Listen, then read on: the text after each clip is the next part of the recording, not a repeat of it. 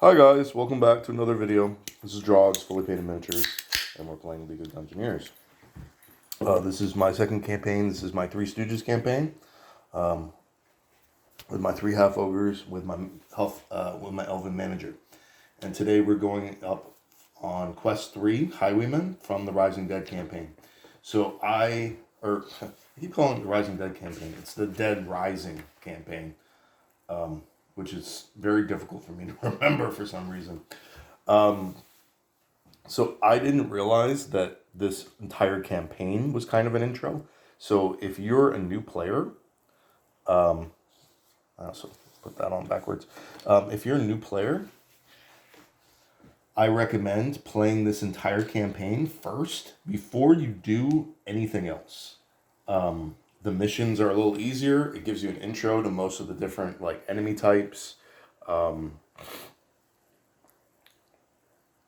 would do that and not do what I did, which is start doing random missions on the way. I got 4 or 5 random missions in between my 2 campaigns before the first time I even made it to Silver City.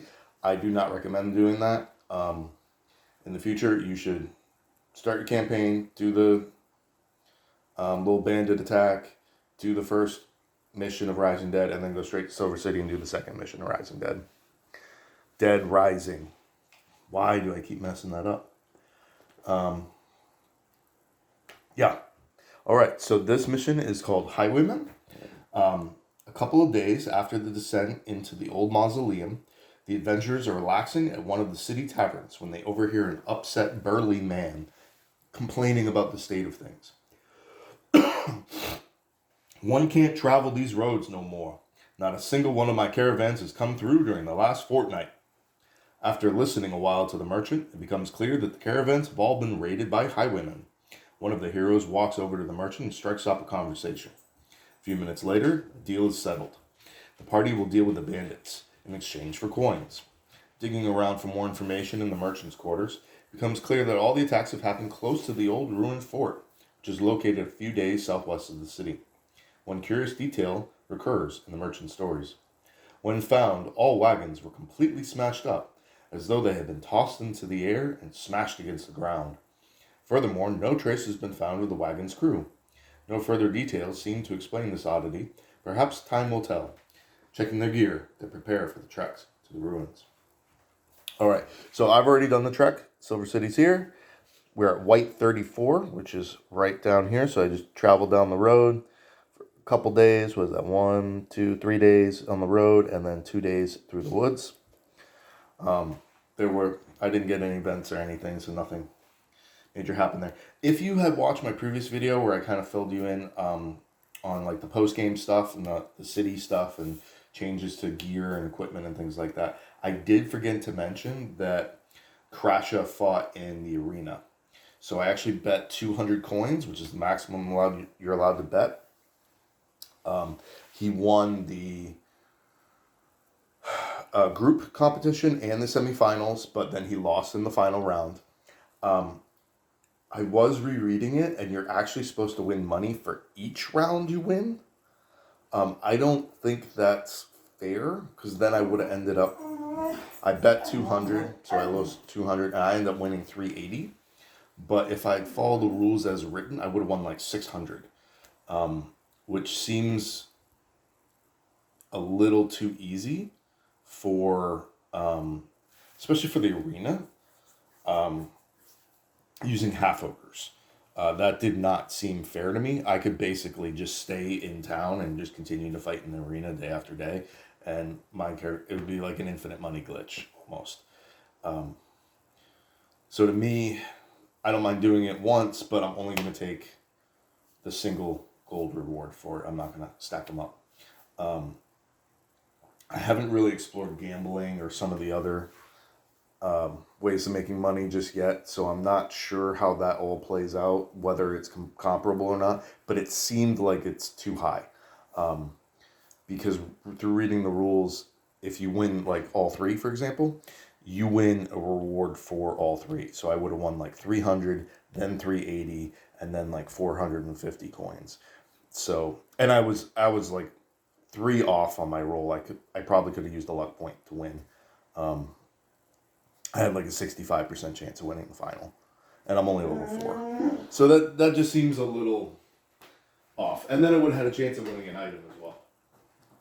All right, I'm gonna open the door for you guys, so you guys can go in and out. Okay.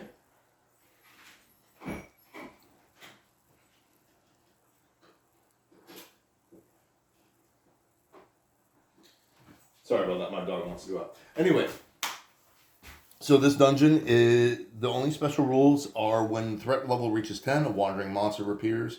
Regardless, it's going to have 6 corridors, 6 rooms plus the objective room.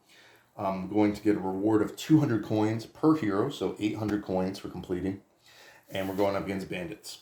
Now the other thing is the objective room calls out the Dwarven Hall. I couldn't find any tiles that said Dwarven Hall on there. This one is called the Throne Room, and it has what are clearly statues of dwarves in it. So I'm just going to use this for now. Yeah. I really don't like that they have specially called out objective rooms, because, for example, this has chests in it. They don't look like objective chests. But what about these statues? Can these statues be searched? I don't know. What about these braziers? I don't think so. But sometimes you can search chairs or tables. I don't know. And because there's no card that correlates to this, I don't know what is searchable and what isn't. Specifically for this tile, generically. So unless it's called out in the objective room writing in that particular quest, I don't know what is available or should be available. Like, am I supposed to be able to grab these chests or not? Is this even the right tile or not? I don't know. So, small nitpick. Just wanted to bring that up. Okay, everything should be all set. So we're just going to get started. So we're going to start with Choppa. He's going to move 2 spaces. Look, I don't even know which one of those was the top. We'll just go with that. So we get corridor C10. It's the plus sign, cross-shaped corridor with 4 doors. There's only one of these. So already starting off, dividing up the dungeon. The corridor splits in 2 ways at the crossway, leaving 3 possible ways to go. There is nothing special to observe in this corridor but the cold, moist stone walls. No special rules. Deal the cards in 3 piles from the bottom. Place each pile by an opening. Okay. Also, my party is all level 4, so I'm going to be rolling on the bandits table with plus 30 to my roll. So 31 to 50. 2, 3. You always want to deal from the bottom, so that way you make sure that the objective card stays near the bottom. Oh, that actually worked out. So even number, that's 4 cards each direction. So this could actually be a very short dungeon, potentially, if I guess right and get towards the objective room.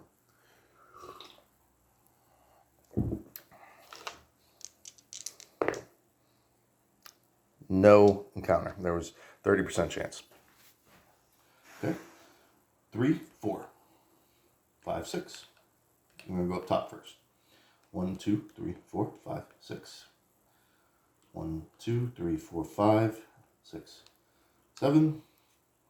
1, 2, 3, 4, 5. And that's going to end that turn. So, oh, and I got the starting threat. What was it? 3. So 3 to 18. All right, we're going to roll the scenario die. Nothing there. So then we're going to roll to see if the door is open and unlocked. It is untrapped and it is open.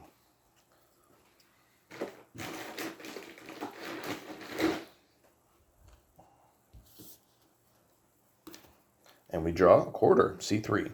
The walls in this quarter are engraved with large skulls. They give an eerie feeling of vigilance, as if they are watching every step the adventurers take. Threat level raised by 1.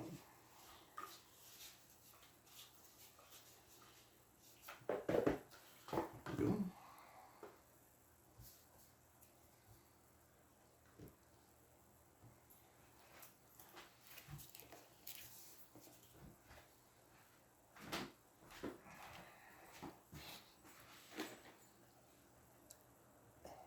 Put that door on the end there. And we are going to roll for an encounter. 30 or below. 003, that is definitely an encounter. So then we're going to roll our d20. 13. So that will be a 43, because we add 30 because we're level 4. And a 43, oh no, that's the end of the chart. 43 is giant wolves and bandit leaders. So 1d4 giant wolves. 3. And then 2 bandit leaders, one with a long sword and a shield, and the other one with a great axe.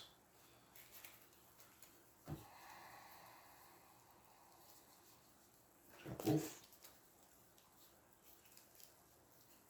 Bandit leader.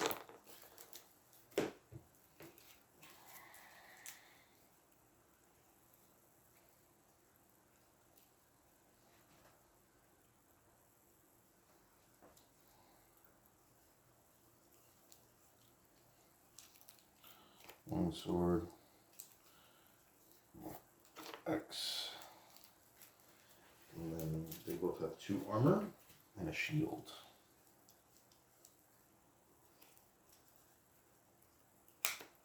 Well, they both have 2 armor. The one with the long sword has a shield. The one with the great axe does not. So bandit leader is going to have a 60 combat skill, so he's got a very good chance to hit. 40 range skill, plus 1 damage, 50 resolve, minus 10, 1 natural armor. So he's actually pretty tough. 16 hit points.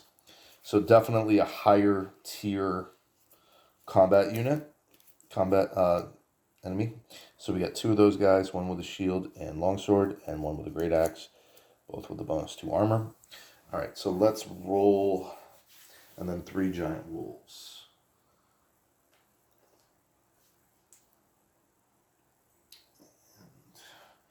Here is the bandit leader and the giant wolf.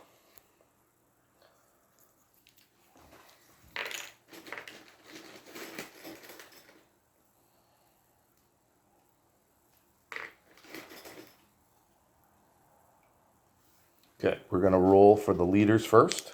We're going to start with the longsword guy. He's going to be, it should have been a d4. 2, 5.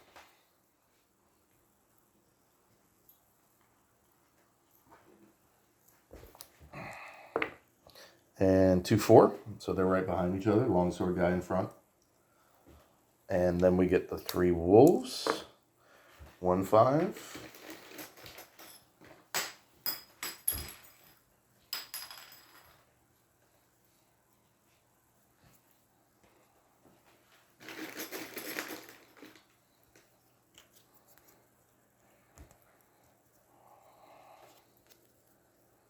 I love this game. I hope you guys are enjoying these videos. I love making them. 2, 1. And 1, 3. Okay. And we start combat. So we first start with a roll, and we do get a threat die. So we roll 10 on the scenario die, and then we roll the threat die, and we get a 17. That is well above our starting of a 3. We did open 1 door, and we rolled above, so we're going to go from a 3 to a 5.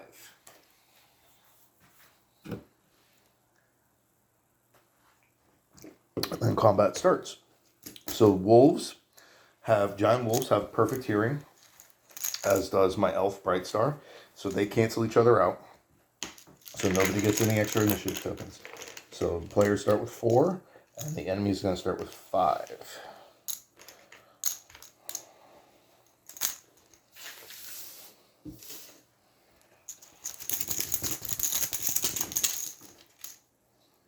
Okay, we start with a black.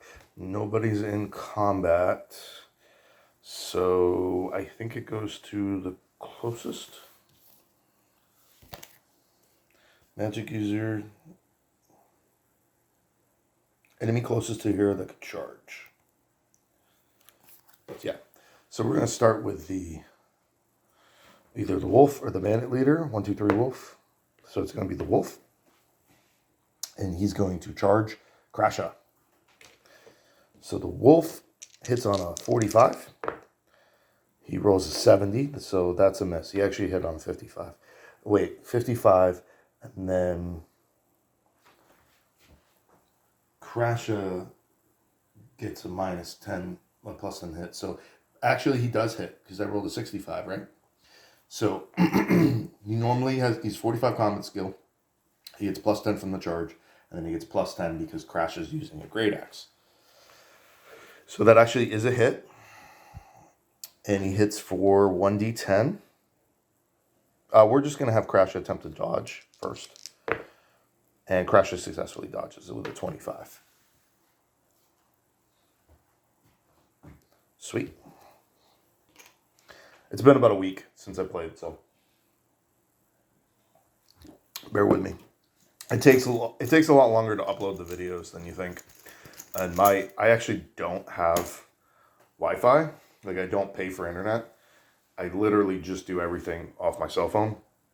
And I've been uploading so many hours of video that they're throttling me. So my latest video is actually, to be fair, it's like a 5-hour long video, but it's been uploading for like 2.5, 3 days. And it just hit 90% this morning. So yeah, it loads up like 1% an hour. And it just murders my phone battery and all the rest. So this video might be shorter too. I don't think I can even do a 5-hour long video because it's still uploading right now while I'm filming. So filming while uploading, it's just going to slaughter this battery. And we'll see how it goes. But anyway, not that you guys care about that stuff. All right, that was the giant wolf's turn. All right, next is going to be the bandit leader with the longsword. And he will likewise charge directly. He'll charge 1 space ahead to hit Choppa. Now he hits on a 70 with 60 combat skill. And then Choppa doesn't have anything. Yeah, to me. 99. So he misses, almost fumbling pretty terribly. I'll move that away just for the combat. Helps for the camera. So that ends his turn. All right, then we get the next one. We're going to roll. I guess he's the closest. So he's going to move next. So 1, 2. And then he's going to regular attack or parry, I guess. So let me roll 6. No, that's a power attack. So he regular attacks Choppa. 74 is going to be a miss, though. Yeah, he needed a 60. So far, rolling pretty well. All right. So we're going to start with... We're going to start with Choppa. He is not stupid, and he's going to attack this bandit in the corner here with the greatsword. All right, and he's just going to regular attack. 22 is definitely a hit. I don't even need to look. And what does Choppa do? Choppa does 1d12 with plus 5 damage. That is a 9 plus 5. So 14 damage to the bandit leader. He had a minus 15 to hit, but I had 70 combat skills, so I rolled a 22 and needed a 55. He has 3 points of armor. I have no armor penetration, so 14 gets reduced to 11. But that's still a good, solid hit. Slices him right through the shoulder with his magic longsword, and he is definitely wounded. That was only his first attack, however. He is going to strike again With a 28, that is also a clear hit. And he's going to hit for 10 damage this time, minus 3 from the armor, so 7. And 7 plus 11 is 18, and he kills the bandit with the great axe. Easy peasy. My guys are so strong. And like I said, I did kind of go and do a couple random dungeons. I think 2 or 3 with this team. I did some with my other campaign too. And so my guys are a little bit stronger than they should be for this dungeon. Yes, the encounter table does scale up, but I also kind of built them really well. So I feel like they're a little overpowered. But that's okay. Nothing wrong with that. It's all about having fun, and I'm having fun. All right. So now we're going to get this wolf, and he's going to move forward, and he's going to attack Choppa. Now the wolf is going to hit on a 45. He hits with a 42. Choppa will attempt to dodge. 82 is a miss. So failed the dodge. So he does get hit. He can't parry, can he? I think you can only dodge and parry if you've... I probably should have parried. It's a D10, right? D10.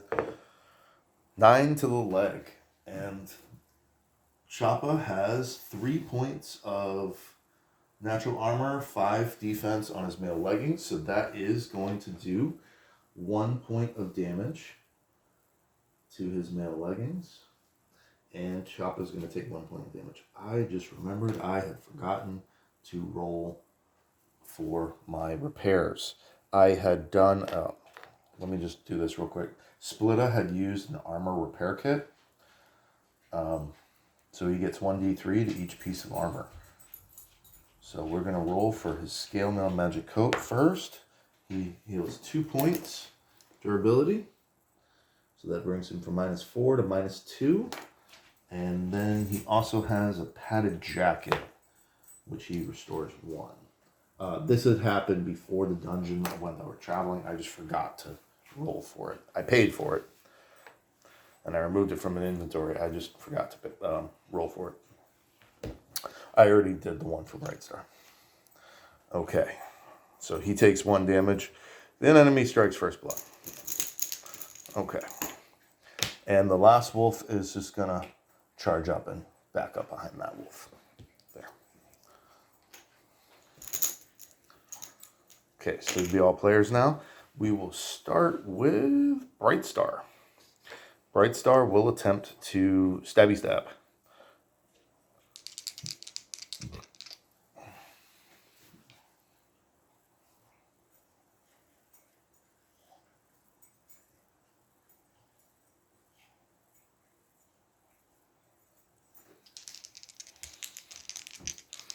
He's going to stab through Crasha at that wolf, and he rolls a 58.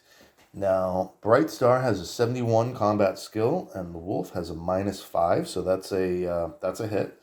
I needed a 66. And Bright Star hits for, well, D10, so 4 plus 1, so 5 damage. There is no natural armor, so he does 5 damage to the giant wolf. Almost wounding him. And he's going to roll again. He's going to attack twice. 25 is definitely a hit. And he hits for 10, 11 damage. And that is enough to kill the wolf. Good job, Bright Star. 2 activations, 2 kills.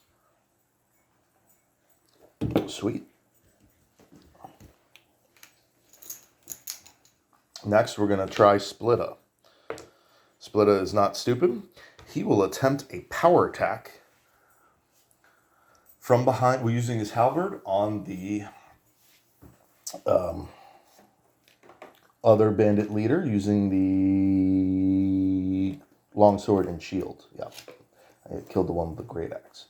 Power attack, yeah. So he's going to get a 77 combat skill because of the +20 from the power attack.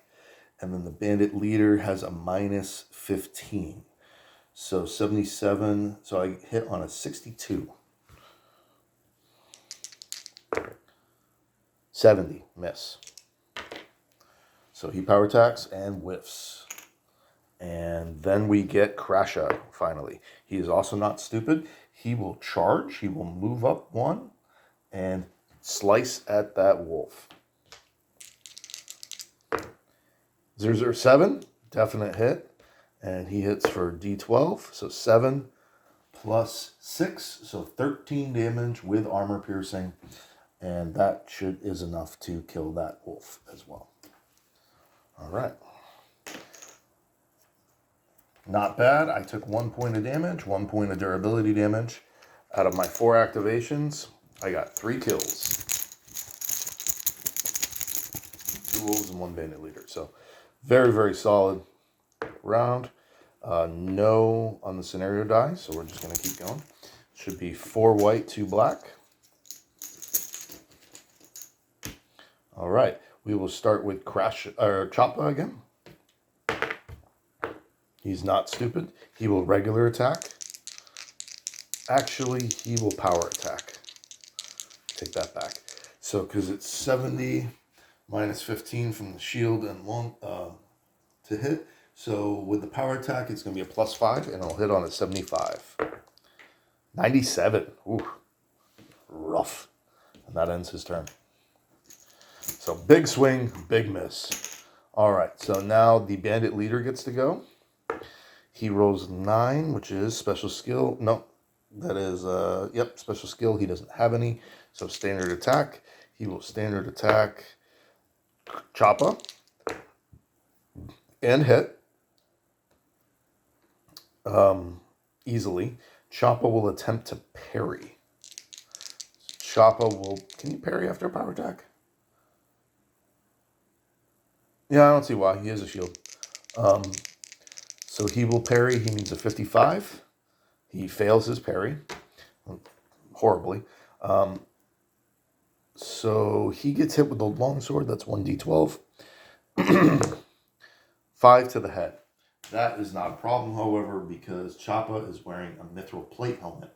So between his natural armor and the mithril plate helmet, he can absorb 9 damage before he takes any damage. So that is fully absorbed, no problem. But that was just the bandit leader's first action. He now gets to regular attack Choppa again. He does miss, however, with 74. All right. I just got very hungry. I haven't eaten anything yet today. Okay, and now we get Crasha. Is Crasha stupid? He is not. He will regular attack this bandit leader. And 22 will definitely hit. And he will hit for 4 plus... He will hit for 10 damage with 2 points of armor piercing. So he hits for 9 on the bandit. The bandit has 16 life, so he does wound him.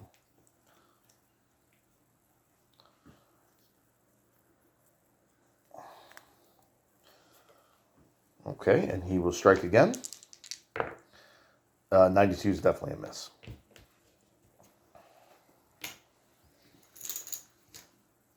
All right, and then the wolf will charge. Choppa, 28's a hit, and he hits for, I do not have a dodge, 3 to the head. That is easily absorbed by Crash's natural armor and helmet, which he would absorb up to 8 damage before he takes damage to the head. Okay, and now we're going to go with Splitta, see if he can redeem himself here.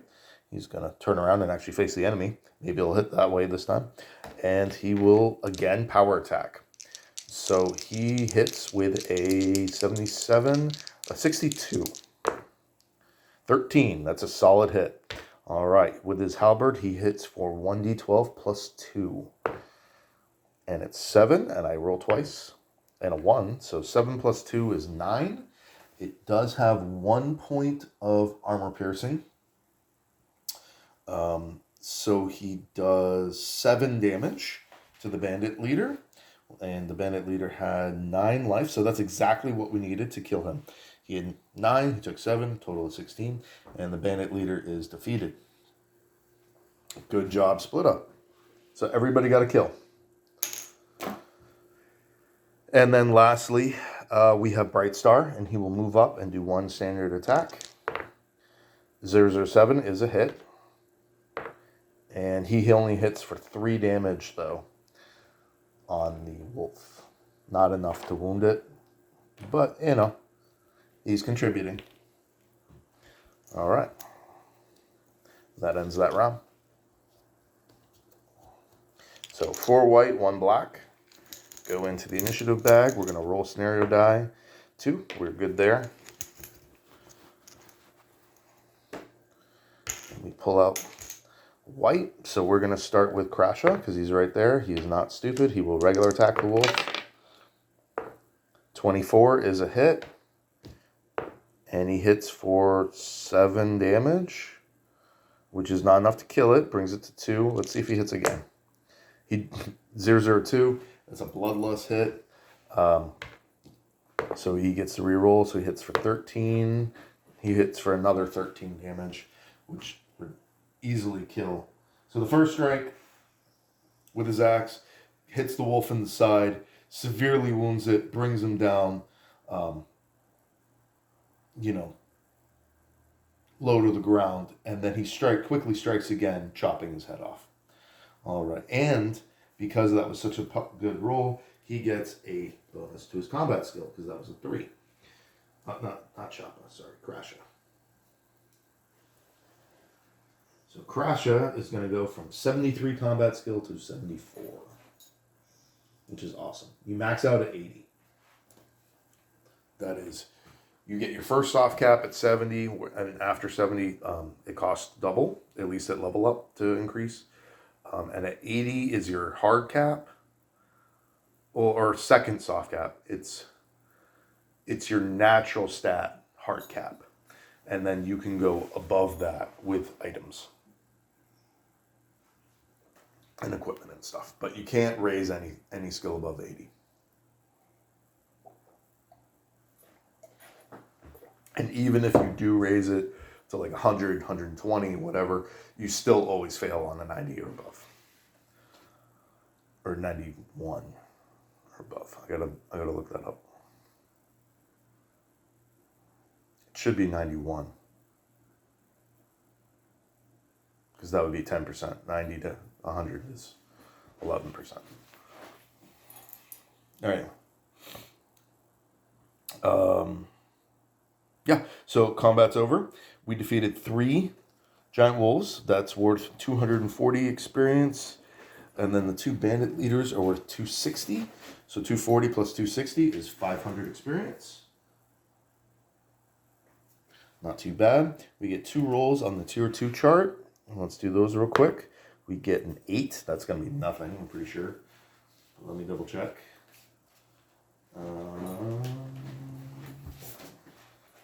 8 is nothing. And the second roll is a 9. That's also going to be nothing. And then I get 3 rolls of alchemy for parts. So 99 is nothing. 005 is an exceptional. And 93 is nothing. So I get an exceptional fur, I believe. Double check. Giant wolf should be fur. Yep, 1 fur. So 1 exquisite fur. And the 500 experience.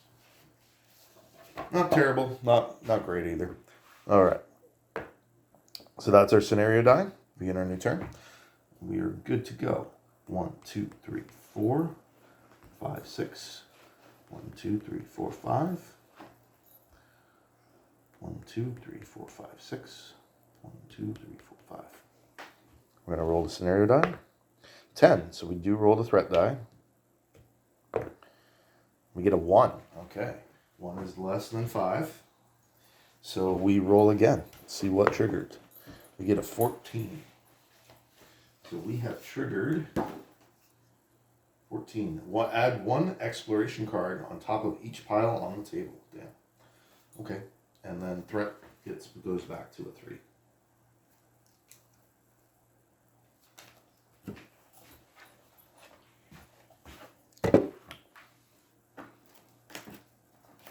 So yeah, shuffle these real quick as I keep rooms and corridors separate.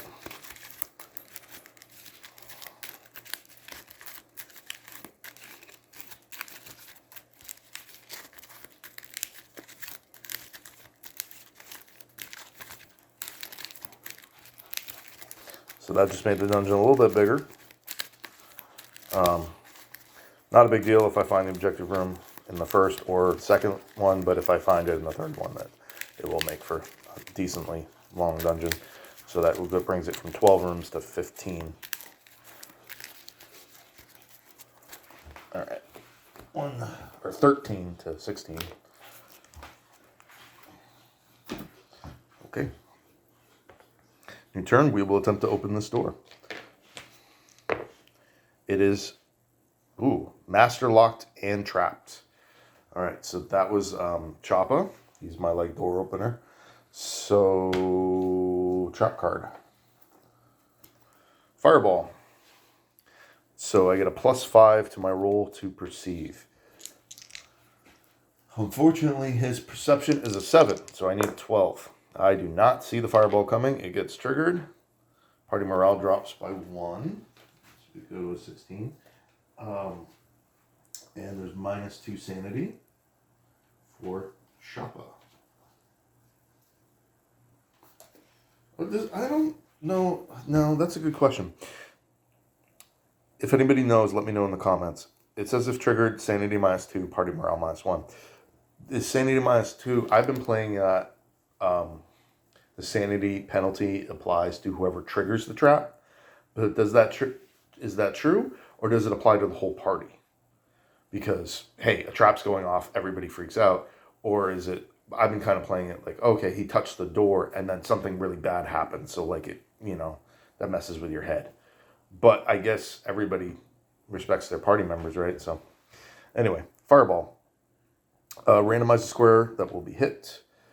We're in a pretty small quarter, so come on. See if we get lucky. 2-2, we do not. That hits all 4 of them. That's the worst possible roll I could have gotten. Yeah. Okay, so that means that Crasha is going to take 1d12 fire damage. So 4 fire damage. You cannot negate fire damage. So Crasha goes from 29 to 25. And then we're going to roll to see if he takes it. It does extinguish. On a 1, 2, 3, it extinguishes. On a 4, 5, 6, you take half that damage again, subsequent round. I just kind of apply them all at once. And then 1d6 for the other 3. So Choppa, he has 6, but he's lucky because he has a shield of fire protection. So he's actually okay. Because he basically parries the fireball. He has 3 natural armor, and then his shield has 6. But he treats... Well, let's see if he parries. I'm going to do a parry roll. 55. 34. So Choppa successfully parries the fireball with his fireproof shield. So he has 3 natural armor, and he has 6 damage on defense on the shield. And he treats fire damage as regular damage. So Choppa, no damage. All right, now Bright Star. Bright Star is going to take 5 damage, and then on the subsequent turn, he is fine. So Bright Star is going to go from 17 to 12, and then Splitta is going to take 3 damage, and on the next turn, he is fine. So Splitta is going to go from 21 to 18. So that was a little rough. Because they all got hit, I will apply the sanity debuff to everybody. But if somebody knows, that just seems more thematic. But if somebody knows how to do that in the future, that would be cool. All right, so that was Choppa's first action. He's then going to attempt to chop the door down. The door has 25 life, I believe, since it's a master lock. I have no chance of... Oh, I just knocked out a couple tokens. I have no chance of picking lock with that. My pick lock skill is, 25 wounds. My pick lock skill is not very good for Splitta. He's got a 45. And that's just not great, because on a door like that, it's a minus 20%, so you'd have to roll a 25 or under, and it takes 2 action points. And he loses the lockpick every time he fails. So to lose a whole round for a 1 in 4 shot isn't great odds for me. So I'd rather just kick the door down, even though it makes your threat skyrocket. All right, so he's gonna hit that door for 6 plus 5, so 11 damage. And then Krasha is gonna also hit that door for 9 damage. So that's 20, right? It was 11 and 9. And then he hits again for 10. So 30 damage. So between the 3 attacks, they managed to kick that door down. That does... I get plus 2 threat for each attempt. So threat is going to go up by 7. So 3 dash attempts and then opening the door itself. So my threat is going to go from a 3 to a 10, which does spawn a wandering monster. So this may not have been the smartest choice, depending what we get in this room. We get a throne room. Whoever has been residing here apparently decided a throne room would be appropriate, but most of the room is in ruins now. The walls cannot be passed through and block line of sight. The weapon rack, dead adventurer, and chest can be searched. So that's pretty cool. Some loot, anyway. I tend to get most of my loot from environmental sources, or searching rooms and getting treasure rooms. I do not seem to really get anything. I have not gotten anything substantial from enemies. The best I've gotten is like a grimoire that's worth 200 coins or something. Okay, so that room's going to have a 50% chance of having enemies in there. 48, so it does. So we're going to roll the d20. Oh, let's re-roll that. 4. So that's a 34, which is a pretty easy roll. And we get 1d4 bandits with battle axes and shields, and 1d4 bandits with longbows and daggers. So 2 bandits, melee bandits, and 1 ranged bandit. So that's pretty easy as far as encounters go. Because I'm higher level, I can actually get... so that was 2 and 1. So my encounter pool over here, I got bandits, giant wolves, bandit leaders, but also warlocks, berserkers, ogres, and ogre berserkers, and chamblers are all, and fallen knights are all in my potential enemy pool. All right, we'll roll for the, what was that, 6 by 10? Yeah, do 6 by 10. I'll just ignore the front hallway, because why would somebody be hanging out in the hallway? That doesn't make sense. 210. That will be the archer. Be back here. And melee guys, we got 4, 7. 1, 2, 3. Oh.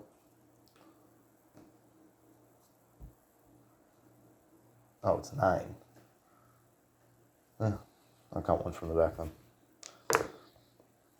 And 4, 4. Okay.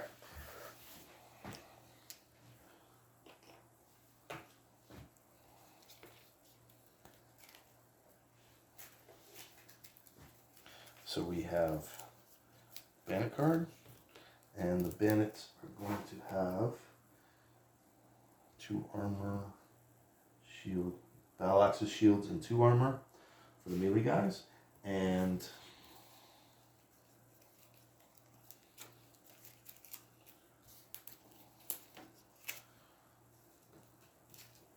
longbows and daggers, and 1 armor.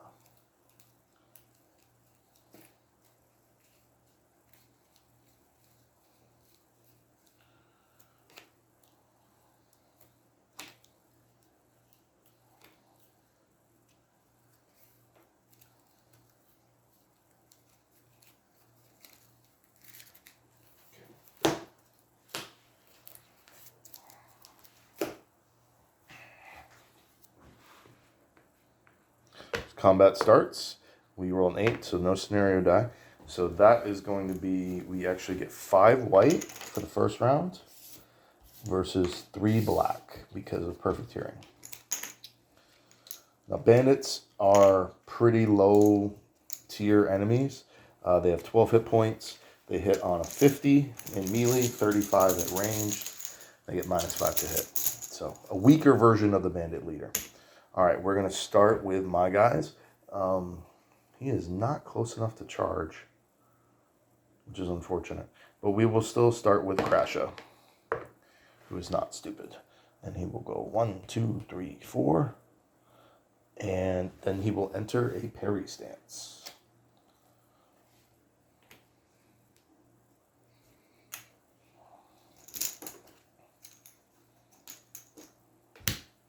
All right, we start with the archer. He can. How far do they shoot? They shoot 10 squares, I think. 1, 2, 3, 4, 5, 6, 7, 8. So he can hit Crasha. By my eye, he's got an elevated position, so that's +10 to his range skill. But he's got to shoot over these rocks, which is also an obstruction.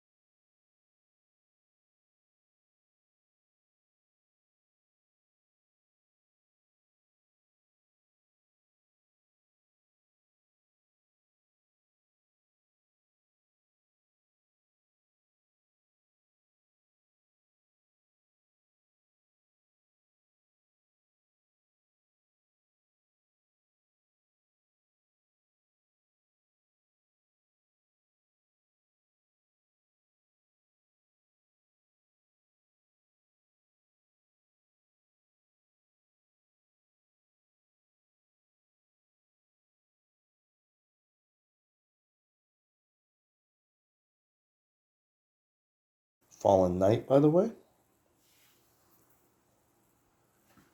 I really like his artwork. And the Berserker. So the Berserker is kind of like a Viking dude. Fallen Knight almost looks like a vampire a little bit to me. But very cool. Alright, let's get rid of these bandits here. Fallen Knight, Berserker. And let's see, where were we? 38.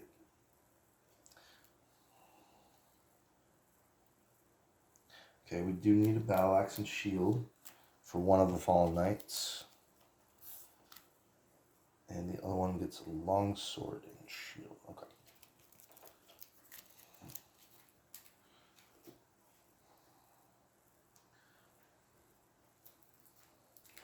So the Berserkers are going to have flails and no armor. Longsword, shield, and 4 armor for one Fallen Knight, and the other one gets a longsword. So the only difference between the two knights is a longsword or a battle axe.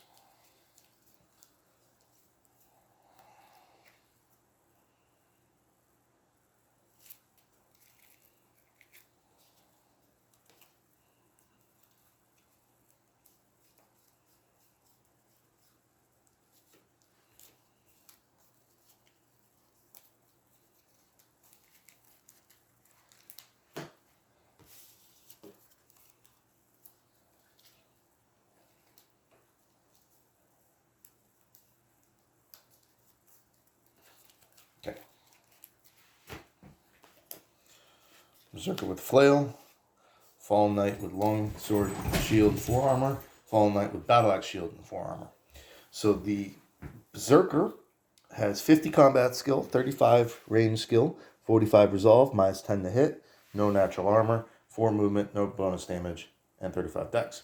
But he has Frenzy. If it wounds a hero, it may make a standard strike immediately again for free.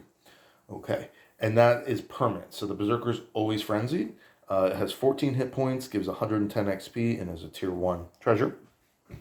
Fallen Knight has 60 combat skill with plus 0 range, plus 1 damage, 50 resolve, minus 15 to hit. So that's pretty solid. So you get the guy with the longsword has a minus 20. 1 natural armor, 4 movement, 40 dex. And he has 18 hit points, gives 240 experience, and tier 3 treasure chart. Okay, so we're going to roll the 2 Fallen Knights first. For 2, or 2-4. So that guy will be the longsword. Move this guy right here. And 1-4, directly next one, will be the battle axe. And then the 2 Berserkers. 2-5. Behind him.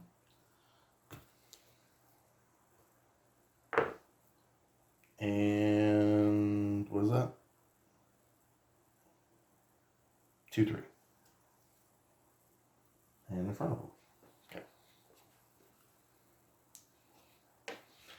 Not too shabby.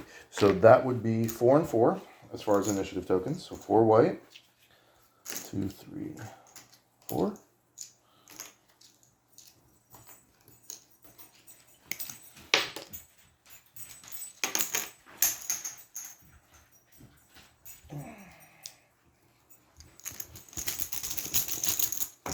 And we're going to roll the scenario die. We're good. White token first. So we're going to start with Krasha, who is not stupid.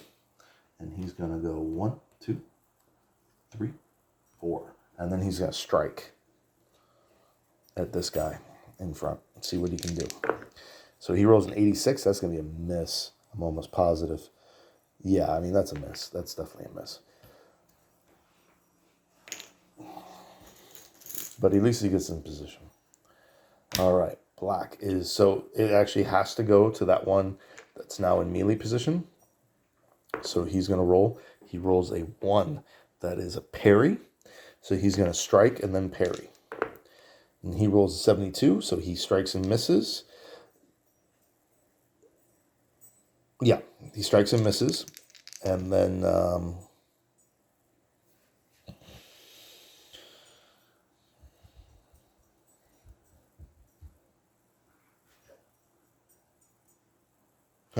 okay. And then he goes into parry stance.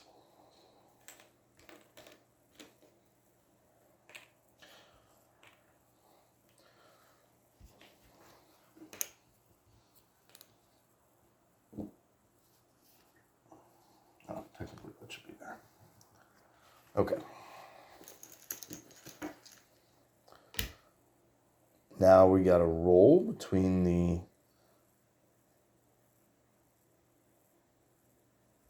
I guess they maneuver to get in space, right?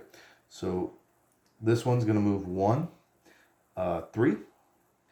And then he can either strike or go into parry. And he will go into parry stance.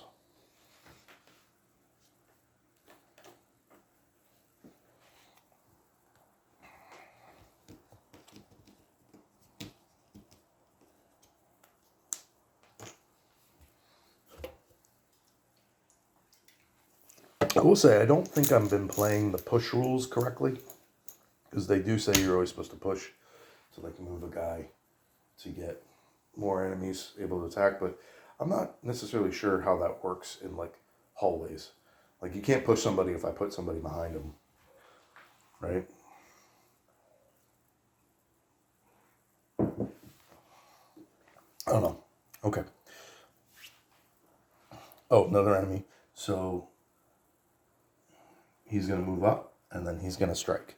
So this guy is the one with the battle axe.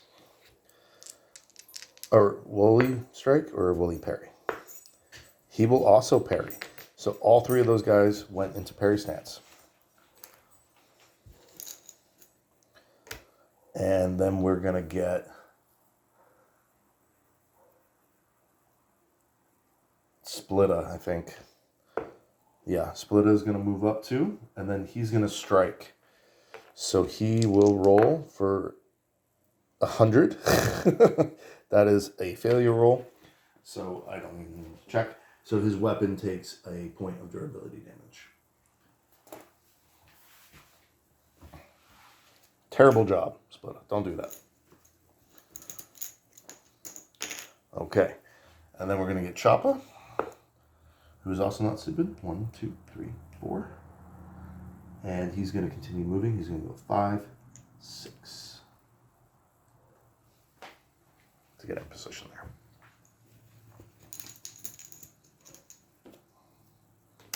And then that last guy is just going to go into parry stance. And then Bright Star is going to move up 1, 2, 3, 4, 5, 6.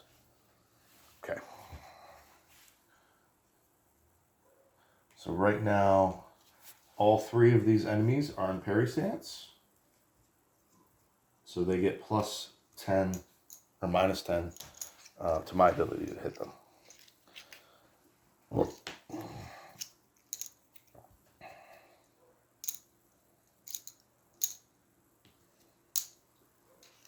And I missed one. Oh, I see 3 white.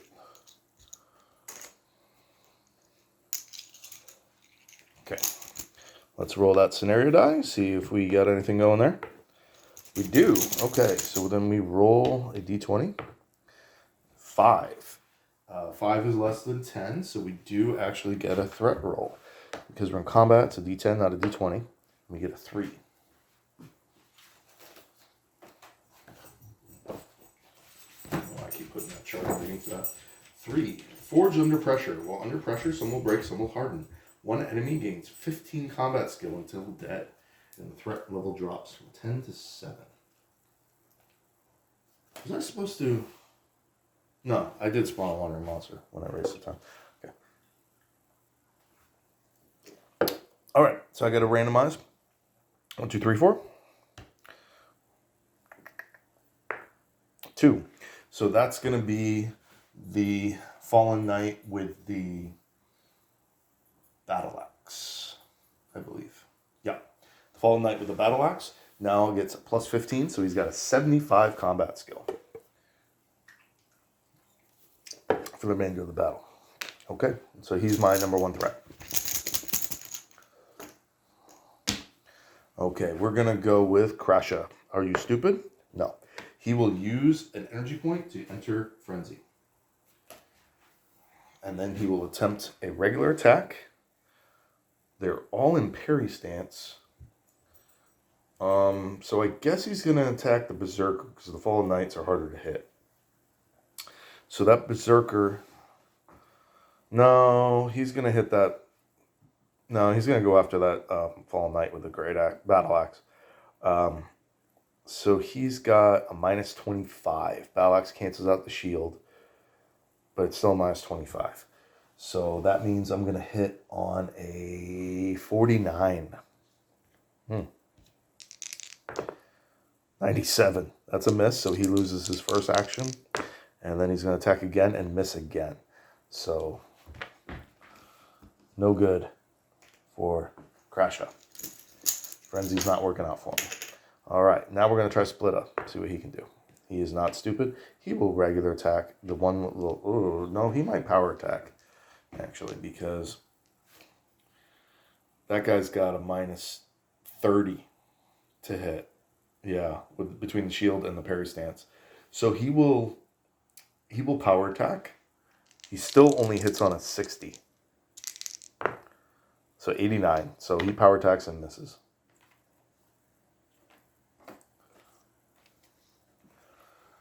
So nothing yet. All right, we will try Splitta. He is not stupid, and he will move up into this corner, and he will attempt to attack this Berserker. Because his hit chance is just not nearly as good. He's got a 57 combat skill. So that Berserker is still going to be minus 15 in the parry stance. So 42. 92. Ooh. Somebody doesn't like me today. All right. We will start with the Fallen Knight up top with the longsword. The Fallen Knight up top with the longsword will stay in parry stance, so he will regular attack. He will regular attack Splitta. 002. That's a hit. That's definitely a hit. Splitta will attempt to dodge. Splitta will successfully dodge with an 11. Good job. And then he re-enters parry stance, which is just kind of crazy to me. All right, and then Brightstar is going to go next. He's going to move up too, and he's going to attempt to stab that Fallen Knight with a longsword that just entered parry stance. 79 is definitely going to be a miss. And so now it just goes to the enemies. So we will roll, and that is going to be the Fallen Knight with a battle axe. He will... 4 is standard attack. So he will standard attack Krasha. 68. Now, he's got... Yeah, he actually gets plus 15. So he would have hit on an 85, believe it or not. Ooh, so that's a definite hit. Krasha will attempt to dodge. 51, is that? Nope, 50 is my dodge. So he fails his dodge. And he gets hit for 1d10.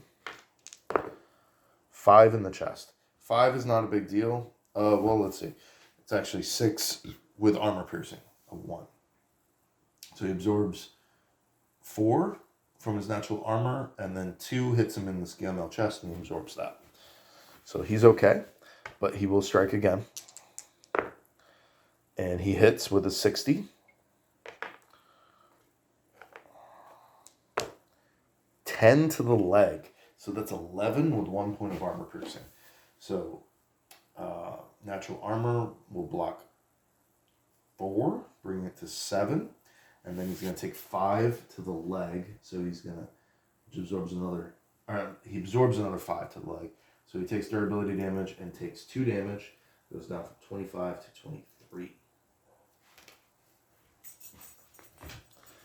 And then that other berserker will get to act. The one that's already in melee. And he will 7. Is that power attack? No. So he will regular attack. 003 is definitely a hit. And he will roll a d10 plus 4. Damn. Ooh. So he hits for 10 damage to the chest. Although there's no armor piercing, so he actually absorbs it. He has 5 natural armor and 5 chest armor. So he actually doesn't take any damage and doesn't become wounded. So I don't think his frenzy activates. However, he does get, Crasher will get stunned. Target loses 1 armor action point if damage is an even number. So that, he doesn't do any damage, but he does stun him. And he still gets his second action, which is a 66. No, he needed a 60. 60 to hit. Yeah. So then, and then this guy goes back in the parry stance, and that will end that round. So I'm doing okay. You know, I haven't taken major hits, but the good news is no one is in parry stance anymore. He's got a power attack. So chop is pretty easy to hit.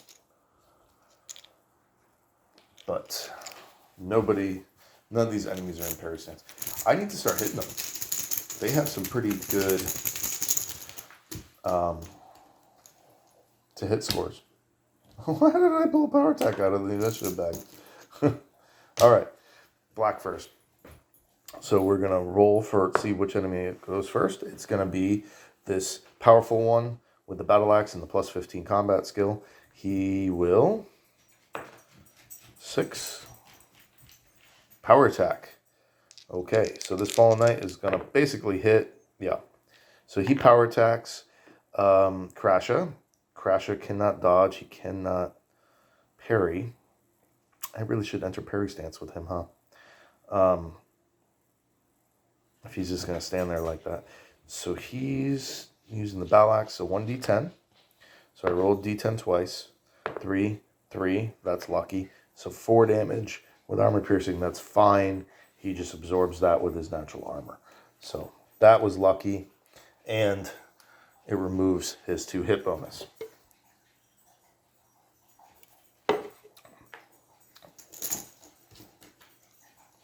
All right, now we get Crasher. Crasher's in Frenzy. So Frenzy, he's going to return the favor.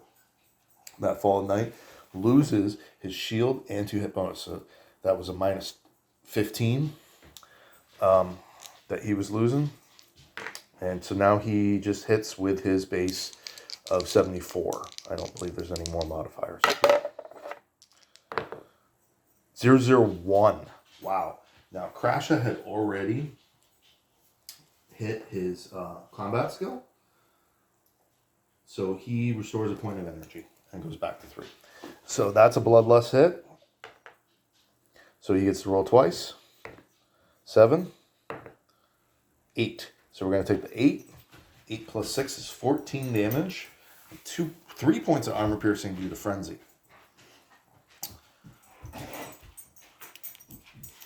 And there is 5 points of armor. I forgot about the plus 1 damage. Damn. So he still absorbs 2 points of armor. So it brings the 15, or I rolled an 8, right? Yeah, so 14 to a 12. So we do 12 damage to the Fallen Knight with the battle axe and wound him. Hi, Rolo.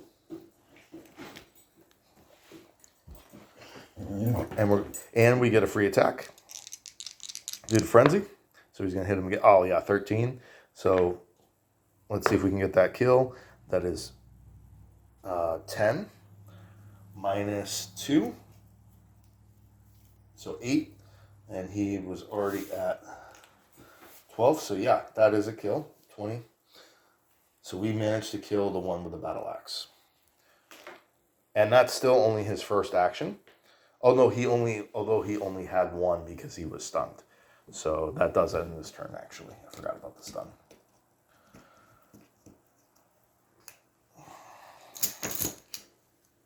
I do really like having a really high constitution on berserkers because you're not going to be able... You want to hit really high damage with your weapon. So I like having a great weapon on a berserker. It does make them easier to hit. You can use a shield on a berserker, but shield and a longsword, you're still hitting with a D12. But it's nice to get all that armor piercing and bonus damage. And because it makes them so easy to hit, because you're not going to want to enter parry stance. Yeah, the constitution really helps. So if you have a dwarf or half overgrown barbarian, you can absolutely get that constitution up, get that natural armor. That's way more important once you hit 55 strength than anything else, in my opinion. Okay.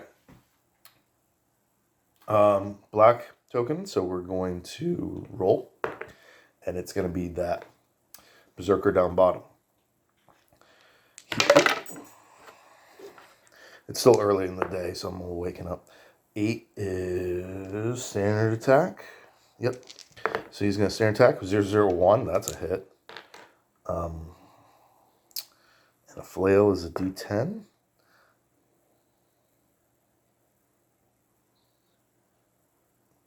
So 9. Now I'm confused on the flail, the way that's written. 1d10 plus 4, but the plus 4 damage only on the first hit. Or is it plus 8 on the first hit? I think it's just plus 4. Anyway, he hits for 9. So he doesn't get the stun. But he hits for 9 damage to the arm. So I believe that will get through. So he absorbs 5 with natural armor, 3 through the armor, leather bracers. And he takes 1 point of damage and drops to 22. And so now the berserker gets a free attack. This is still his first action. He hits again. For 2 to the arm, that's going to be just absorbed. But then he gets his second action. And that will also be a regular attack. And he misses.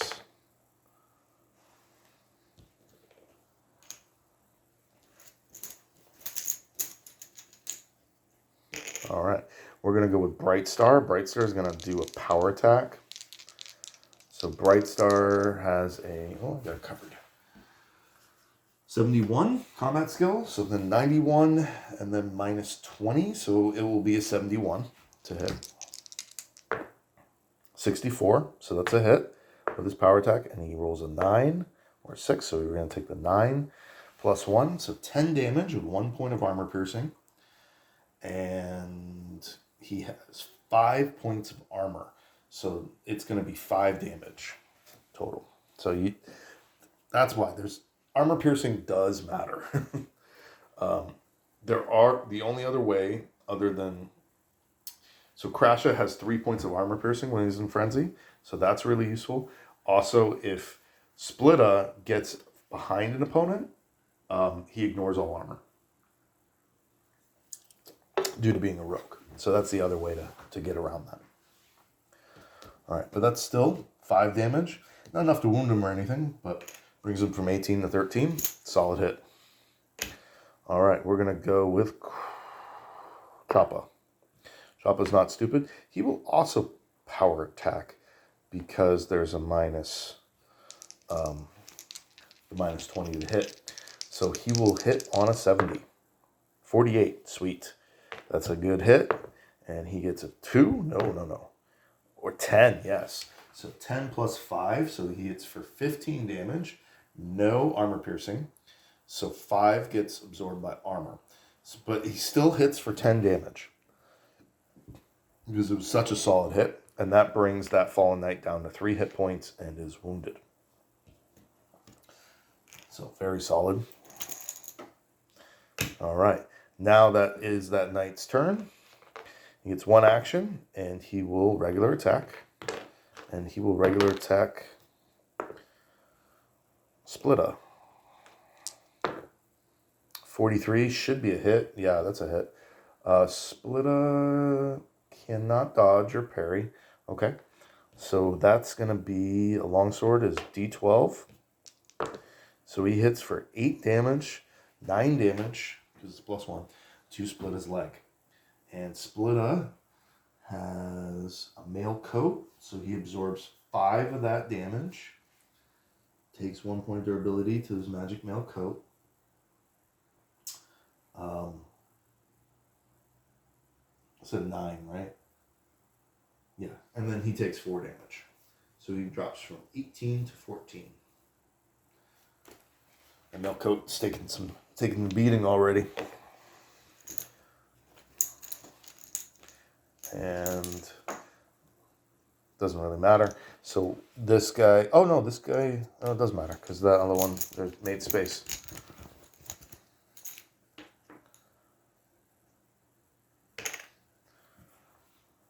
So this guy is going to move up, and he will either parry or attempt to attack Crasha. He will attack Crasha. 21 is a hit, and it's a D10.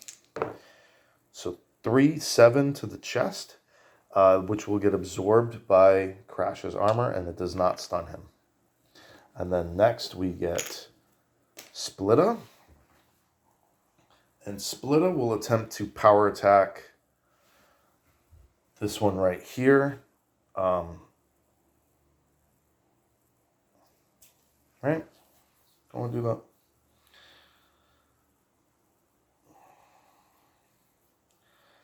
Yeah, that's fine. So the power attack just negates the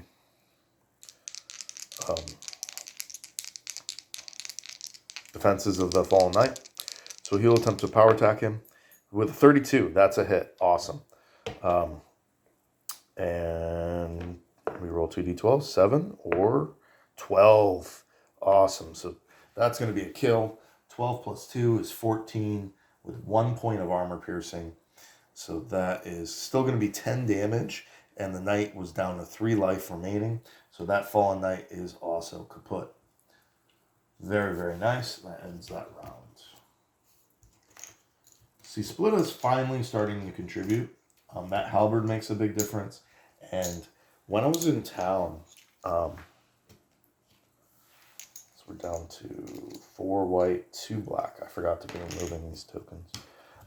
When I was in town, I paid 300 gold at the guild to get Splitta's combat skill raised by 3. And that doesn't sound like much. Like until I actually changed it on the piece of paper, and I'm like, oh no, wait, it went from 54 to 57. And then if I get a good roll, it's going to go up to 58. And then after this dungeon, I'm going to do it again, and he's going to be at 61. That's really good. It's not going to take very long. So I would prioritize, if you make a rogue, unless you're an elven rogue, and you start with really high combat skill. But any other rogue, I would save your money from your party and spend it on raising their combat skill, because they don't get any combat skill bonuses. They need to purchase skill points more than anyone else, I believe. Okay. So, new round. We do get a threat die. So, D20... 18 is higher than a 7. So threat's going to go from 7 to 8.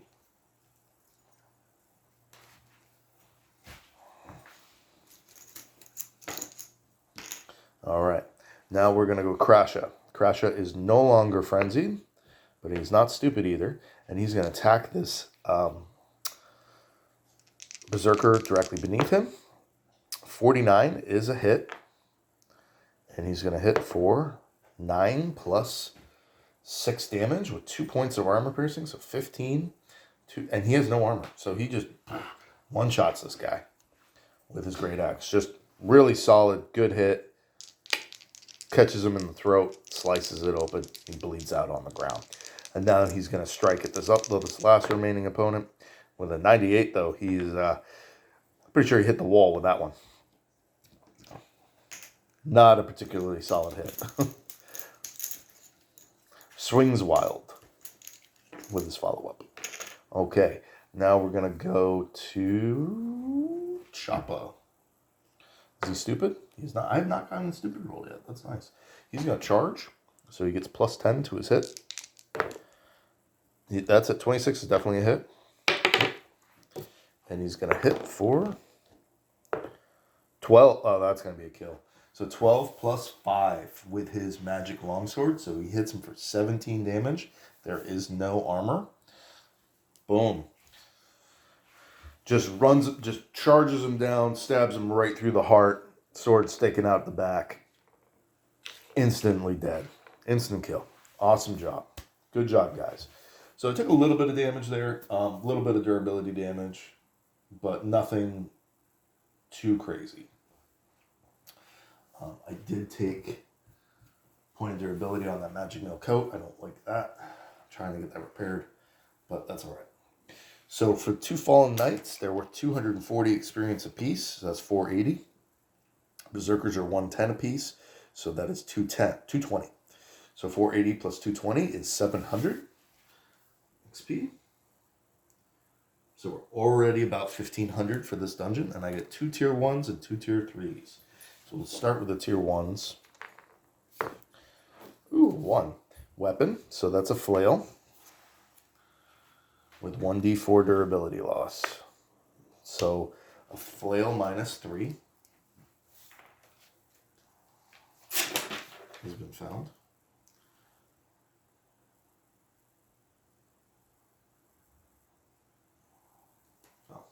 So that's my permanent inventory. I have 39 encumbrance available. I just found flail minus 3.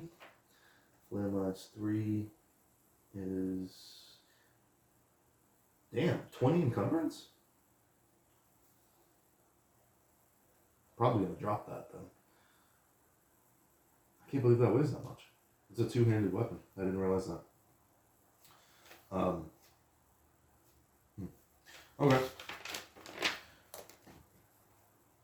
And then another roll, 2, 20 coins. And then I get 2 tier 3s. Only rolls in there count, 3. 100 coins. I like that. And come on. 10. That's going to be nothing. Nothing but scrap. So I got 100 coins and a flail minus 3. Okay. Not too bad.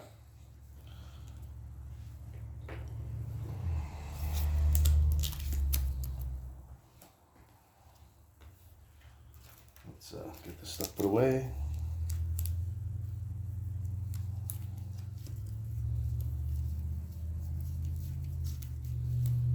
Trying to keep my cards a little bit more organized. It's been useful so far. It feels nice. So there's my shields. Okay.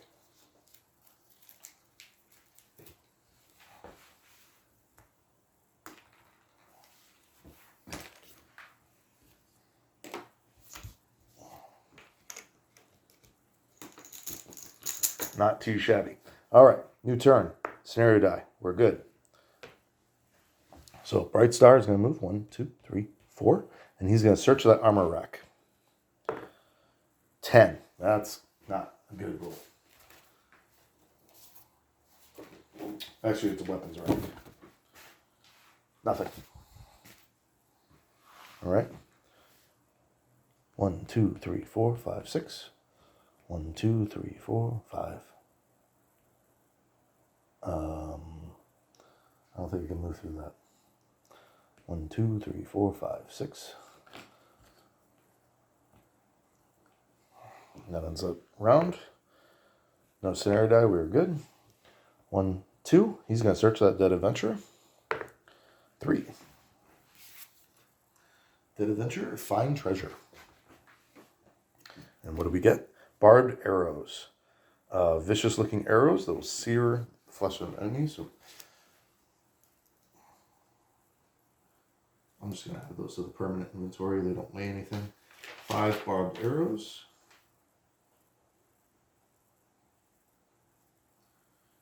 This is one of the reasons I recommend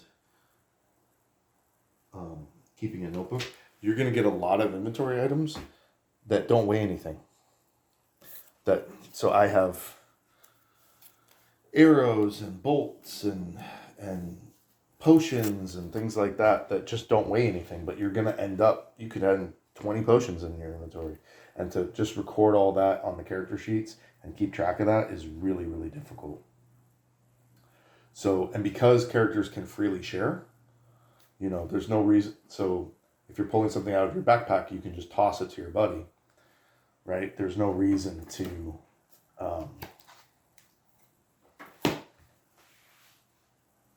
have to keep track of it that way. It's so much easier to just have an inventory piece of paper, in my opinion. Okay. Split up. 1, 2, 3, 4, 5, 6. He'll wait till his next turn. And then 1, 2, 3, 4, 5, 6. 1, 2, 3, 4, 5, 6. Okay, next turn.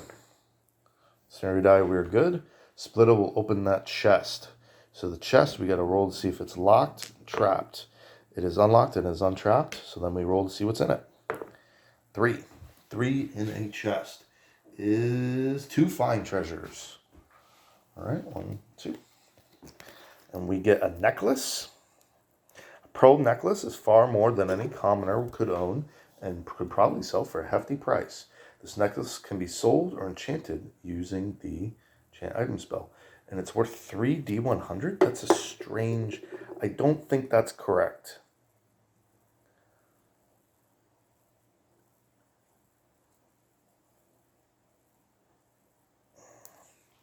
I'll just roll it.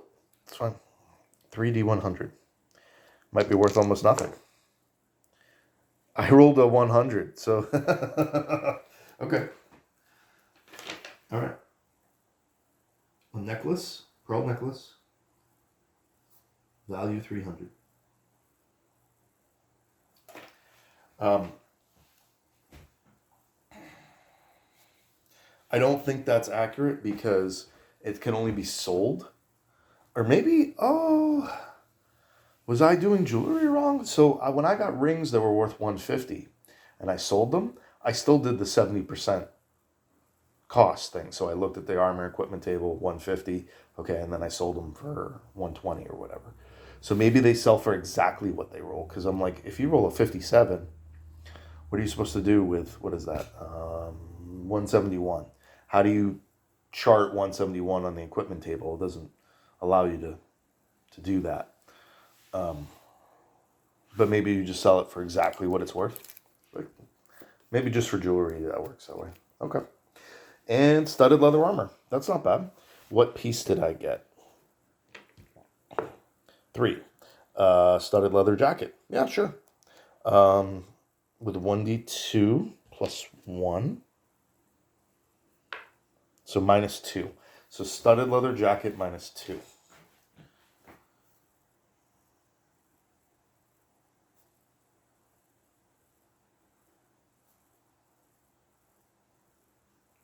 And that weighs 5. So I'm currently using 25 of my 39 available encumbrance, and it's worth 500. I'll probably sell that. I do like studded leather jackets quite a bit. But everybody in my party has mail at this point.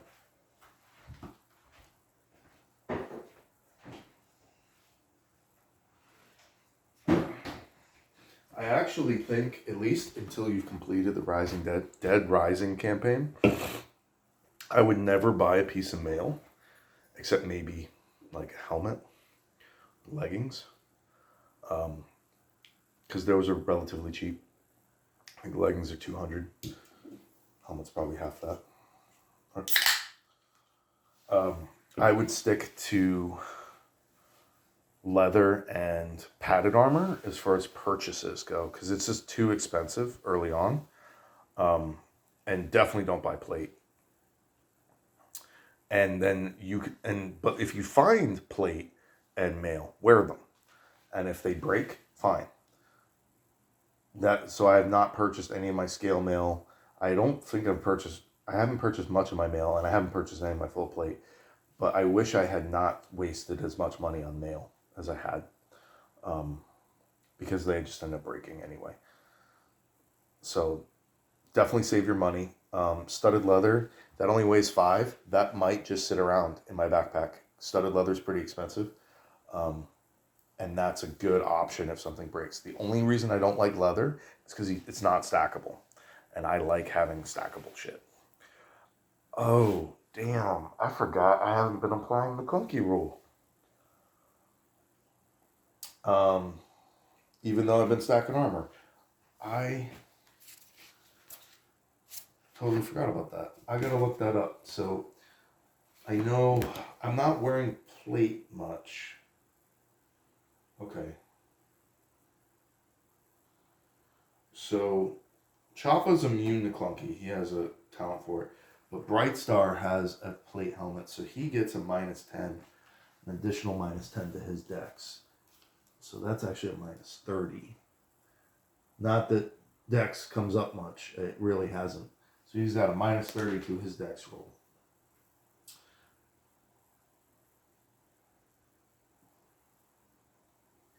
And he's stacking armor. So he's actually got a -40 dex. And everybody that's stacking armor gets a -10. So he's got -15. And he's actually not stacking anything. And he also gets a -15. So Choppa and Splitta should have -15 dex. And Brightstar has a -40. Because he's stacking, he's got clunky, and he's got a huge backpack. But his dex is a 54, so he can afford it.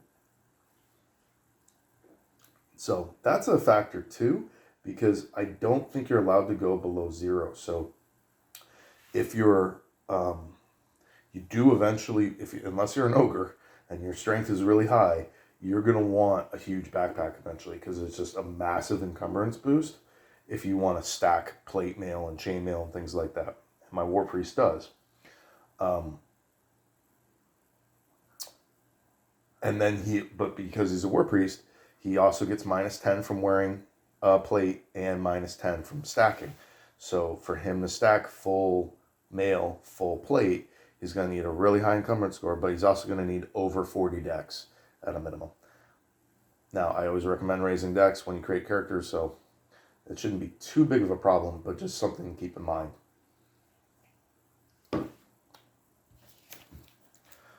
Okay, so everything's been searched in the throne room. As of now, yeah. So, pretty cool. I'm pretty happy with those. And now we're going to move 1, 2, 3, 4. And Choppa is going to attempt to open that chest. And it is unopened and unlocked, so he will roll a 3. And I will take that. The chest is 2 fine treasures, again. Elven bow. This bow is clearly of elven origin, sleek and light, yet incredibly strong. And is missing 1d2 durability. Elven bow, -1.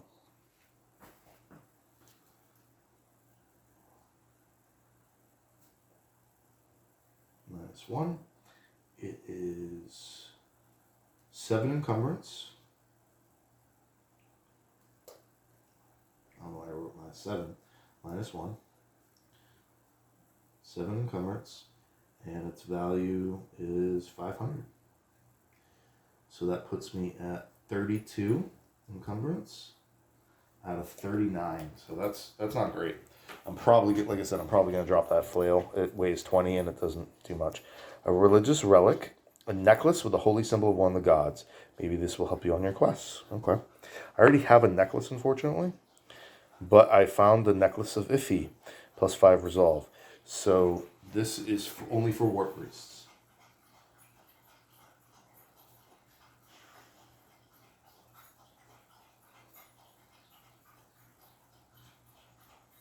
So unless I get the... so I currently have Necklace of Methia, which gives plus 1d3 to any healing. So the other ones are awesome, obviously, like plus 1 luck, plus 5 strength, plus 5 combat skill, awesome. Even plus 5 resolve, very, very cool. You can equip 2, you can equip 1 ring and 1 necklace. If you get a... there's a talent you can take that allows you to equip a third, but I'm pretty sure that's still a ring. So yeah, and it's worth 350. Okay.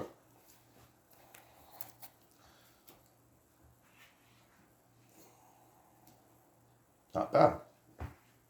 And now we're gonna have Brightstar. 1, 2, 3, 4. He will attempt to open the objective chest. Yeah. Let's see if it even opens first. It is unopened, unlocked. Okay. 7. That's... I'm going to use a luck point and re-roll that. Oh, no. Oh, no. I should have not done that. No, that's not fair. So a 7, oh my god, I can't believe I re-rolled that. Can I take that back? I should have looked at... I'm going to take that back only because I didn't look at the chart, and the 7 is the same as a 4. So I would not... If I looked at that, there's no way I would have re-rolled that. Oh, it's fine. It's fine. I thought I was getting nothing. No, I still get 3 fine treasures. But it was originally was going to be 2 fine treasures and 1 wonderful treasure. I would not have re-rolled that. But I still get 3 fine, so that's fine. We'll just do that. For some reason, I thought a 9 or a 10 was 0. But that must be the regular chest. So I get 3 fine treasures. Dwarven lockpicks. So I get 4 dwarven lockpicks, would give plus 10 to any lockpick attempt. So 4 dwarven lockpicks. Plus 10 times 4. Okay. Fishing gear. So fishing gear gives plus 10 to foraging. Ooh. I don't have this, and it weighs 3. So that's nice. And I got a piece of leather armor. So I get leather bracers. Minus 3. But I actually like leather bracers the most.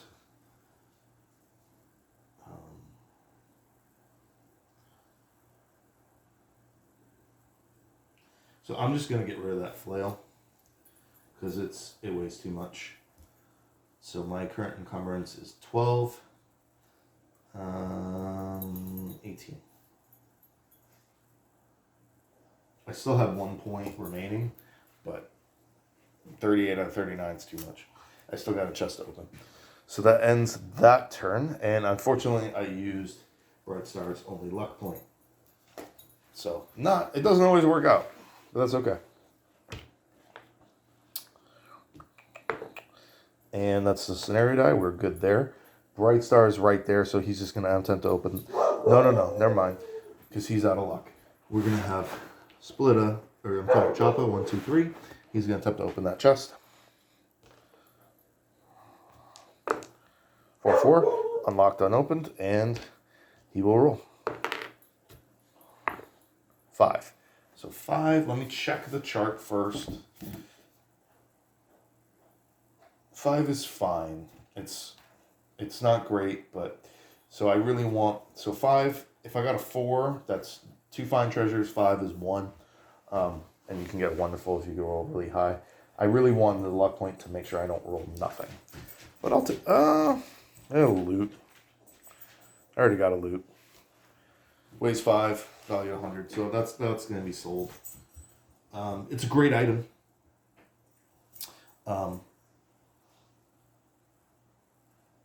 It allows you to restore 1 point of sanity.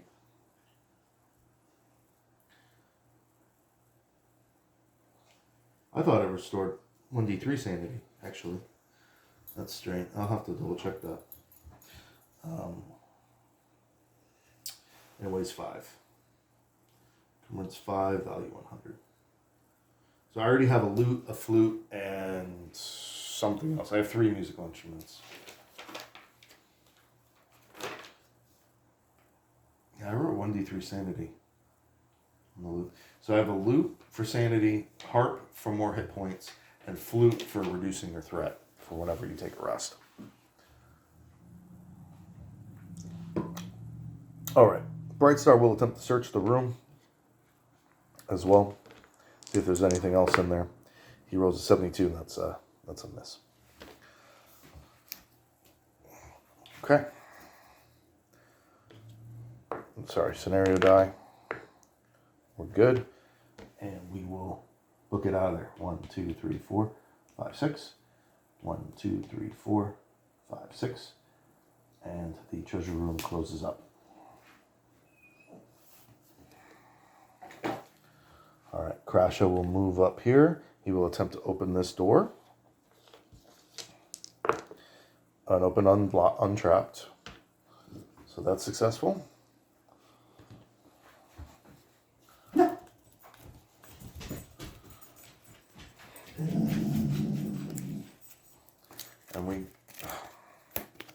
And we get the sanctuary. There's silence in this room.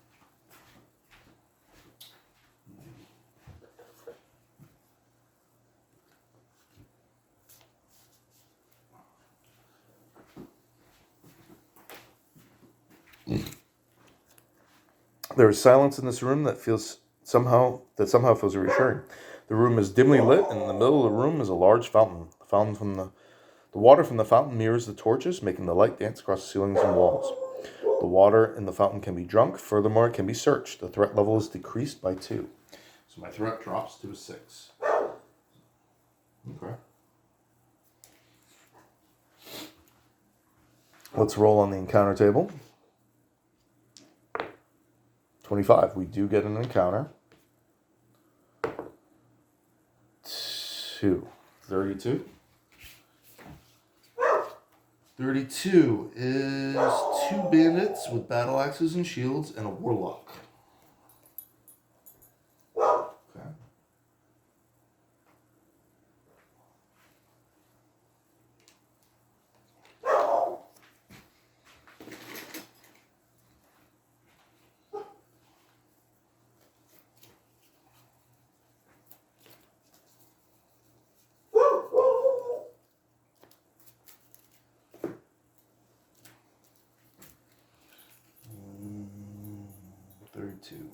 Battle shields and 2 armor.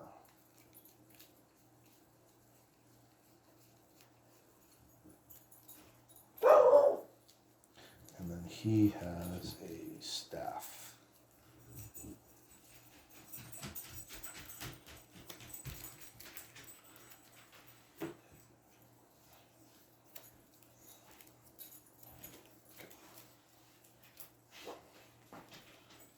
So, bandit, battle axe, shield, 2 armor, wizard with the staff, and then the wizard gets spells.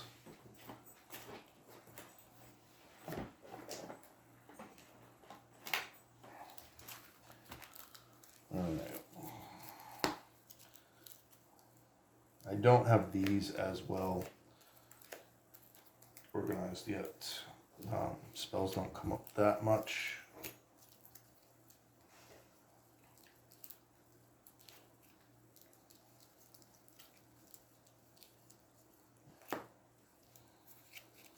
So his spells, he gets 1 close combat, 2 ranged, and summon demon support.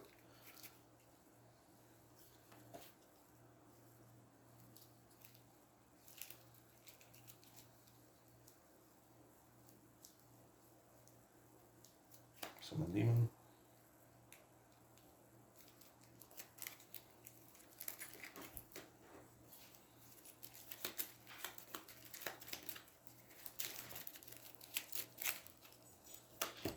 Mind Blast is his close combat spell.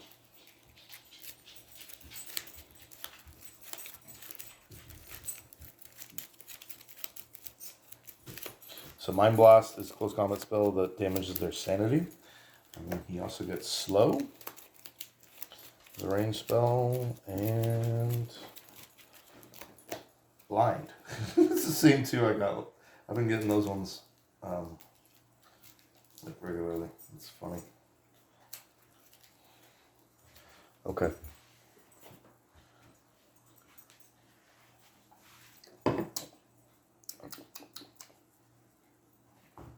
So that room is 6x4.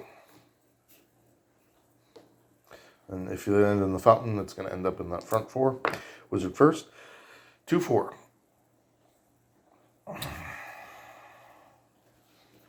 So 2-4 would be right here. So he's going to end up actually right in the front. That's how I'm choosing to roll those. And 4-6. He's going to be all the way in that corner. And 4-6 again. This is amazing to get the same roll twice in a row. 1-5. So those are the bandit locations. And then we will start combat. We will start with 5 white and 3 black. 1, 2, 3, 4, 5.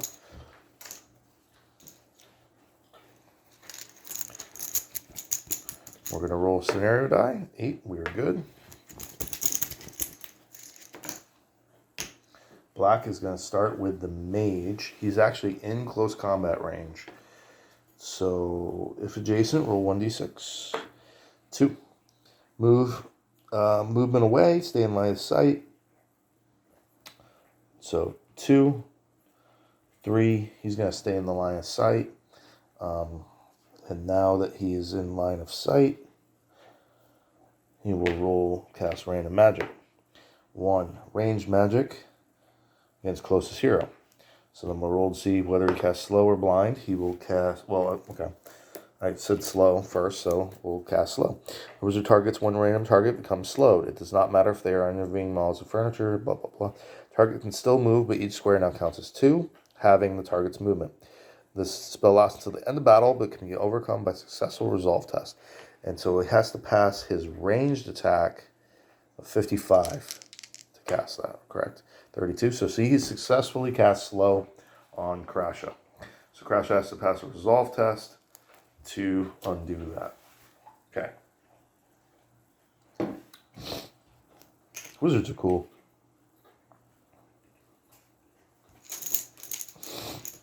I'm not too worried though. He's only got 12 hit points and bandits aren't much of a threat. Okay. We will start with, we'll actually start with Krasha. See what he can do. He's stupid and he skips his turn. So he gets slowed, he stares at his legs, doesn't understand what's going on, why they feel so heavy all of a sudden, and he just starts playing with his toes. Okay, next we're going to start with Shappa. And he's going to go 1, 2, 3, 4, 5, 6.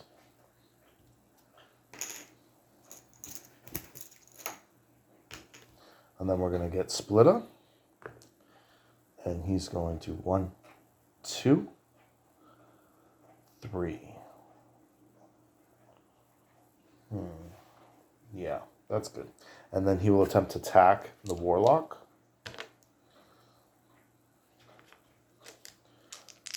The warlock has a minus 10.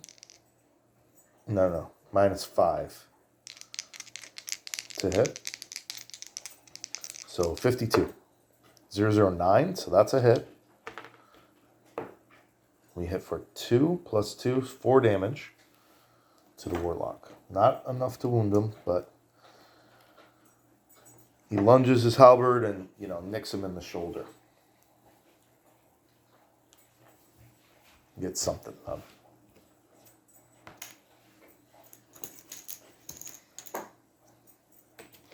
All right, we're going to start with this one here. And he's going to move. And then I believe he's going to move again. I can move through 2 as long as one of them is my guy. I can move diagonally, I believe. Yeah. So he's going to move up there, and then he will parry stance. It's actually the correct way move. This guy will move up 1, 2, 4, and he will regular attack, choppa, 44. Is that a hit? Yep, that's a hit. Choppa will attempt to parry. He successfully parries. And how much was this guy hitting for? He was hitting for 8 to the head. And he successfully parried. So the parry will block 9 damage. Even with the armor piercing, he successfully parries. No damage is done. And then we're going to have Bright Star. 1, 2, 3, 4. And he'll stay right there for now. Yeah, that's fine.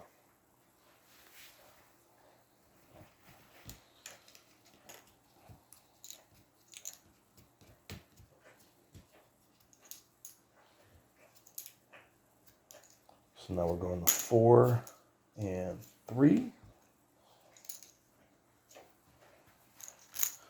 We're going to roll that scenario die. 1, we're good. The one thing I will say that I just never seem to get are events. They should happen more. So you only have a 50% chance of rolling encounters in rooms, and I roll encounters in rooms like every single time. And if you don't roll an encounter in a room, so 50% chance, you then have a 20% chance of rolling an event. So you should get an event 1 out of every 10 rooms. About 1 a dungeon. Maybe a little less. I've done like 7 dungeons now, and I've gotten 1 event that whole time. So that's what that big stack of cards is over there. Those are all the different events. I want to see them. Anyway. Who goes first? All right. I'm going to pick Choppa. And he will attack that warlock. See if he can get him down. 66. Is that a hit? I think it's... No, it's I needed a 60. So he will attempt to attack again. 94, and he will miss both times. Did that even roll the stupid check? No. 4. All right, now the warlock's going to go. The warlock's in close combat. So he's going to roll. 7. Standard attack with the staff. So the warlock attempts to lay the smack down on Choppa, and he misses with his staff. Not doing too well. And we roll again, and he will attempt to move away. So he will 2, 3, 4. Now it's his turn. All right, now it's going to go to one of the 2 that's in melee. He'll go to that first one. He'll lose his parry stance. And what is he going to do? He is going to force his standard attack. So he will standard attack and hit Splitta. Splitta will attempt to dodge with a 50. He successfully dodges. And then the guy will regular attack again. and miss.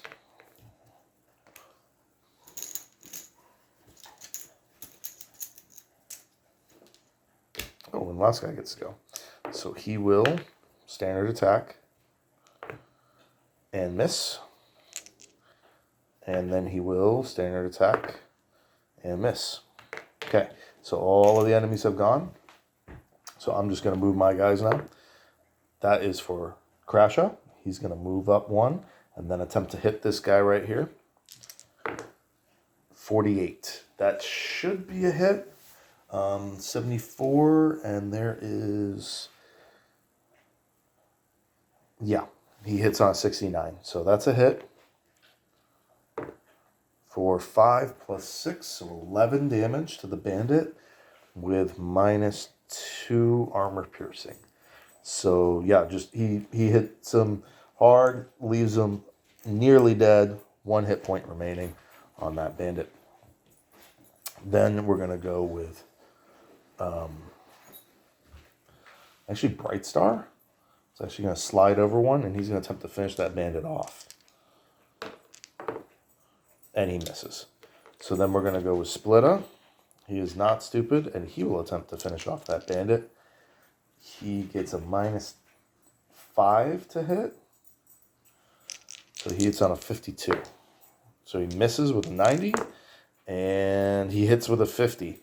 So with the 50 he hits, and he hits him for 13 damage, and he kills that bandit. Easy peasy. And that ends the second round. So we lose 1 black token and still keep 4 white. Now we're going to roll the scenario die. 9, so we do roll. And we get a 4. That's probably below, what am I at? 6, yep. So we're going to go up to, I forgot the doors and chests. So I opened 4 chests, and 2 and 1 door. So that's +5. So I was actually at 11.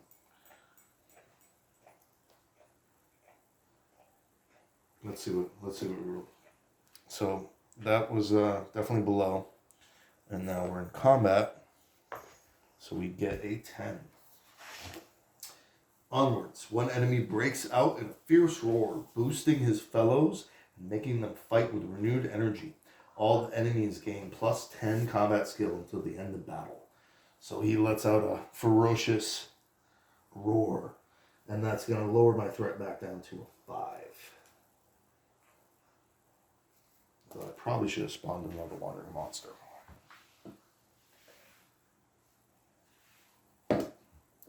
I'm not really sure how that works, if that's just one time or... It wasn't raised to 10, it was... I don't know, I guess it was. Alright, I'll spawn a wandering monster. It's fine.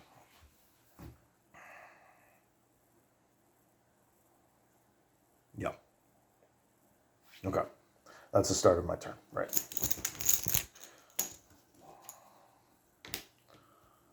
Alright, enemy first, so that's going to be that wizard. He will. 5. Range magic. It's the hero with the lowest remaining hit points. That would be Bright Star, I suppose. And he's going to cast Slow. So let's see if he hits. 40, yeah, he's going to hit because it's below 50. So he hits Bright Star with Slow. And then he, 5. Range magic against hero. Oh, same. So he's then going to attempt to hit Bright Star with Blind. And fail. Okay. So Bright Star and Crasha are both slowed. I'm going to roll for Crasha to see if he breaks through the slow. He does not. He rolls a 100. Ugh. Glad I wasted that on a resolve test. All right. That's going to be Choppa. Choppa's going to go, and he's going to chop. Regular attack. 66. He needed a...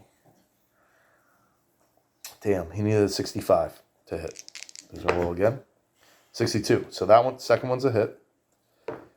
And, oh, good hit. 12 plus 5, 17. He's going to kill that second bandit. Good job. Chop, chop. All right. Splitta is going to go. He is fine as far as movement, stupidity. So 1, 2, 3. He's actually going to go 4, 5. Because he can move through zone of control without movement. And he's going to stab that warlock in the back. So that gives him a plus 20 to hit and removes the warlock's 2 hit bonus as well. So he will just straight up hit on a 77. 65, that's a hit. 4 plus 2, 6. There's no armor. So 6 plus the 4 he's already taken. So he's now taken 10 damage. He's down to 2 life and is wounded. Good job. All right, cool. Now we're going to attempt Crasha. He's not stupid, but his movement is cut in half. So he moves 1, 2, 3. And then Bright Star. 2, 4, 6. And now the Wandering Monster. 1, 2, 3, 4.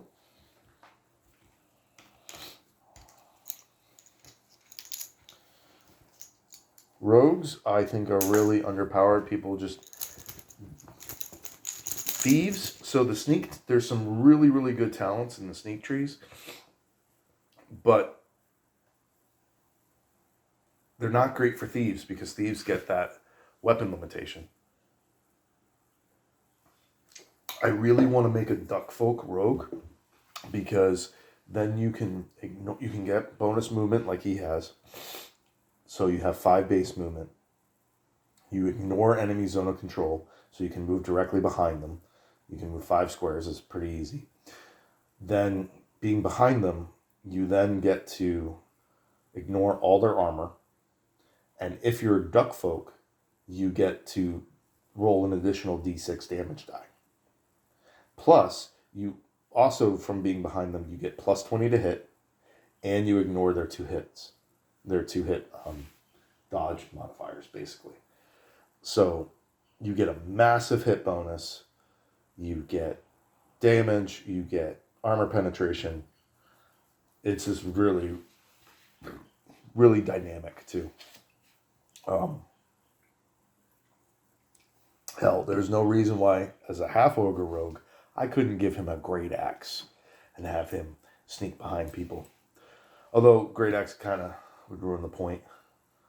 There's no real point to have anything that does more than, maybe a longsword. Longsword and shield would probably be the way to go. But still, really, really cool. Did I kill him? No. Okay.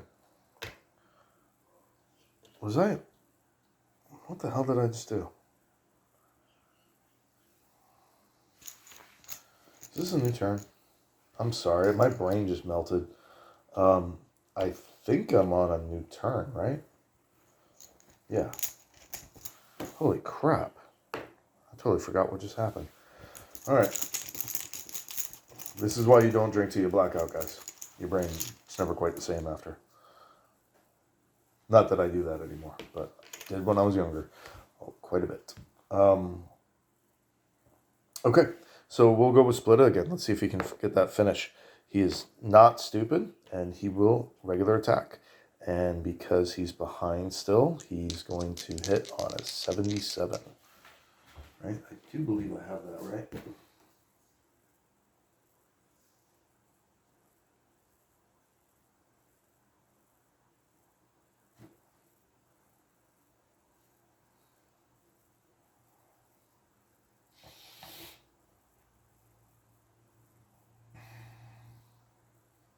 I didn't know it was frost and acid damage.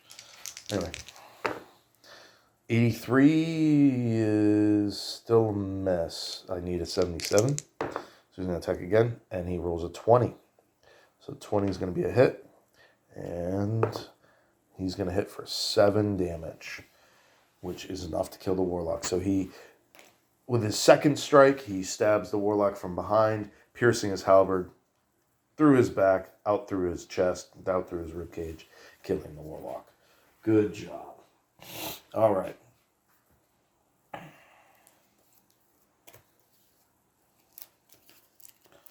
So some of the equipment cards. Just gonna throw these up here in case. Probably won't have another Warlock. So we got 2 bandits. That's worth 180. And the Warlock is also worth 180. So that's 360 experience. Okay. And I get 2 tier 1s and 1 tier 4 roll. Do the tier 1s first. 3 is 10 coins. And 4 is a bandage. So 10 coins and a bandage. And bandage times 6. So that is actually a really useful healing item. So I do like that. And then a tier 4. 6 is 50 coins.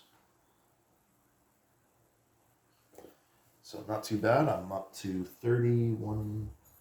60, 190 coins so far found, and just under 2,000 experience.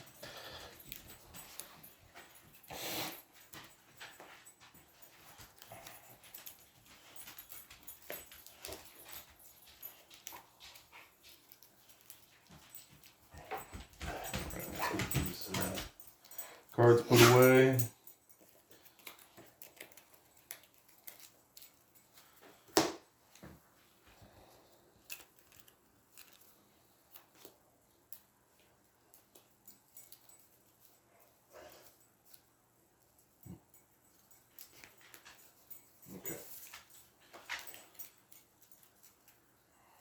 And the Wandering Monster will roll to see what he does. He actually moves back. So kind of hangs out. Starts back at the entrance. Actually, yeah, that causes him to flee, I believe. Let me double up. Let me look up those rules. I believe if a Wandering Monster wanders out of the dungeon, it wanders out of the dungeon. Which pretty much only happens on that second turn. If you roll a 1. Wandering Monsters. Okay. Wandering Monster, blah, blah, blah, blah, blah. When the heroes perform all actions, tokens move in the first room, moves 4 squares. Once in the room, it'll randomize the direction of the... Oh. Okay. On a result of 1, it will move back to where it came from, towards the random door leading away from the heroes. 2/6 moves towards the heroes. It's repeated every turn. Could theoretically. If it enters the room for as long as blah, blah, blah, blah, blah.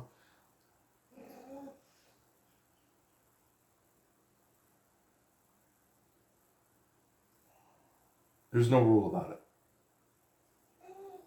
So to me, the Wandering Monster moved in 4 spaces. Then I rolled a 1, which means it moves back 4 spaces, back out of the entrance of the dungeon. So to me, that Wandering Monster, he's now outside. He's good. That's how I'm going to play that. That's the only way that would happen, would be on that second turn. You roll on a 1, or if you're on like your third turn, you roll a 1, and then on your 4th turn, you roll a 1, doubles, so that it moved back. But that's how I'm going to play that. I think that makes sense.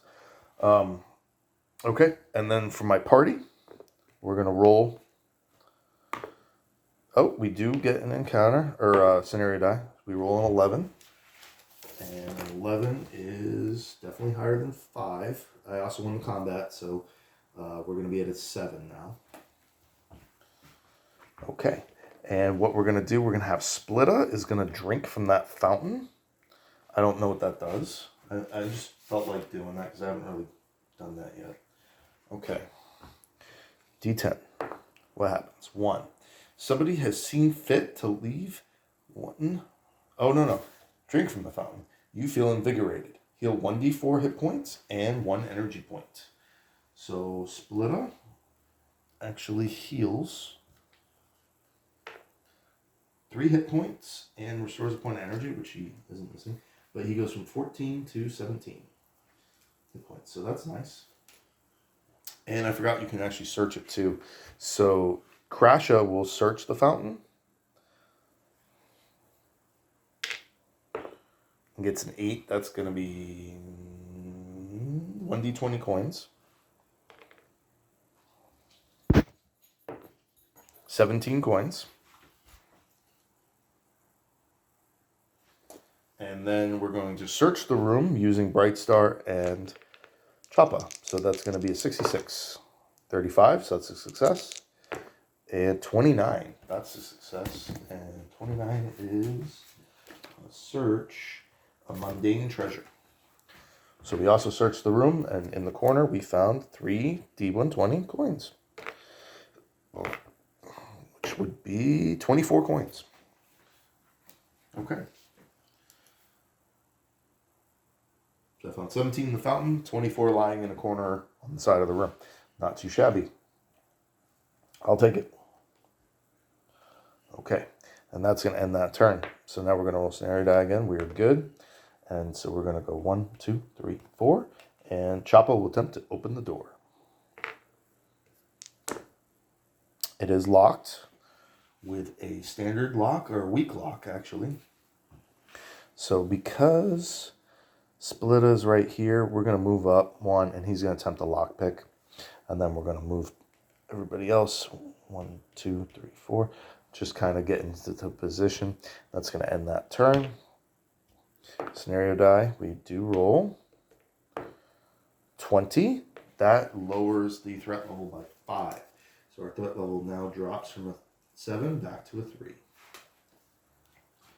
Ooh. You okay, little girl? Yeah. You alright? My dog is pregnant, so she gets kind of needy a little bit. Yeah. You doing okay? Yeah. Here, let me fill up your water bowl. Your water bowl's empty. I'll be right back, guys. Okay, sorry about that, guys. I'm right back. So we were on new turn. No scenario die. Splitter was in the middle of lockpicking, so he uses his second action point to finish lockpicking. It was a 7, I believe. So a standard lock. One of the reasons I'm doing this is if I get really lucky roll, I'll improve his lockpicking score. So his lockpicking score is a 45. 97. And he loses 1 lockpick. Okay. In that case, Crasha or Choppa is just going to chop down the door. He's going to hit it for 11 damage and chops it down in 1 blow.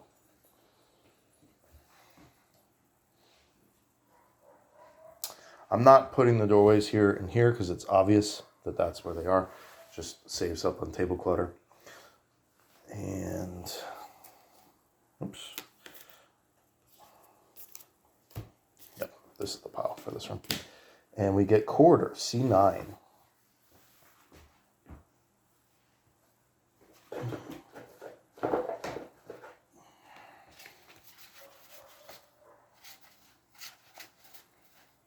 Here we go. C9. The party suddenly halts as they discover the floor has given way in the middle of the corridor.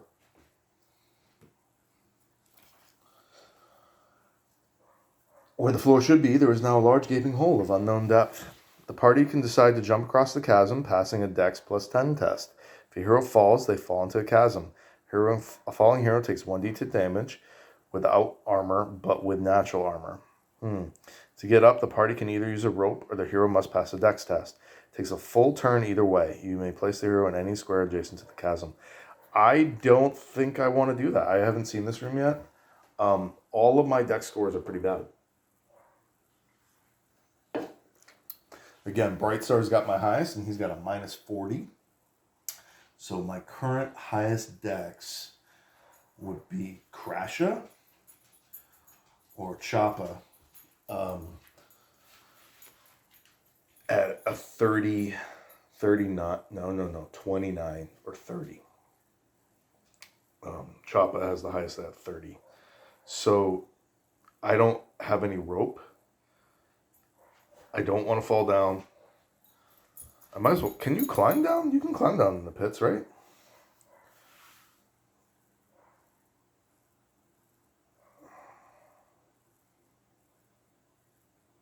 But they'd have to pet. No, I think I'm just going to turn around. That does, by the way, raise my threat level by 3. So I'm back up to 6. I don't think that's the objective room. I hope not. There's only one room left. Oh, man. If I had a mirror, I could check. I could send a... So this is an example where if you had like a thief or a rogue with better skills than mine, half-ogre rogues are a little different. They're more like fighters than they are rogues. But if you had a thief or a rogue with a high dex or a rope, say an elven rogue, you could jump across or jump down and use the rope to get up. And then you can come over here and use a mirror to see what this card is and see if it's worth worrying about. If it's an objective room, yeah, you're going to have to go for it. But is it really worth it for my clunky party to spend turn after turn after turn trying to get through that? I don't think so. So I'm going to turn around. These guys both acted already this turn. So Bright Star is going to go 1, 2, 3, 4, 5, 6. And so is Crash 1, 2, 3, 4, 5, 6. And he had 1 action left, so he can still do 4. And actually, he did 2, so 1, 2, 3, 4, 5. And we're just going to call that. If that's still there at the end, it is what it is. I'll have to... Hopefully, it's 1 card out of, 15. So I'm really hoping that's not the objective room. Okay. Sarah does okay. 1, 2, 3, 4, 5, 6. 1, 2, 3, 4, 5, 6. 1, 2, 3, 4, 5, 6, 7. 1, 2, 3. Sarah does okay. 1, 2, 3, 4, 5, 6. 1, 2, 3, 4, 5, 6. 1, 2, 3, 4, 5, 6. 1, 2, 3, 4, 5, 6. Okay. 1, 2, 3, 4, 5, 6. 1, 2, 3, 4, 5, 6. Only kicking everybody over. 1, 2, 3, 4, 5, 6, 7. 1, 2, 3, 4, 5, 6. Okay. Do have to roll threat die. 13 is higher than 6, so I guess I go up to 7. And now we're going to have Crasha move over here and attempt to open this door. Unlocked, untrapped.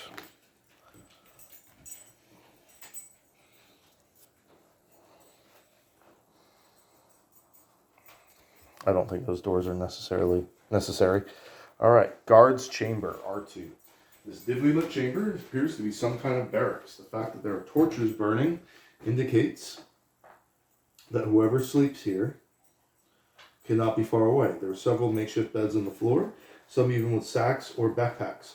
Alongside one wall is a weapons rack that still seems to have some weapons there. So it's a 6x6 room. Yep, that looks like it. R2. I'm going to do my patented lay dungeon over dungeon.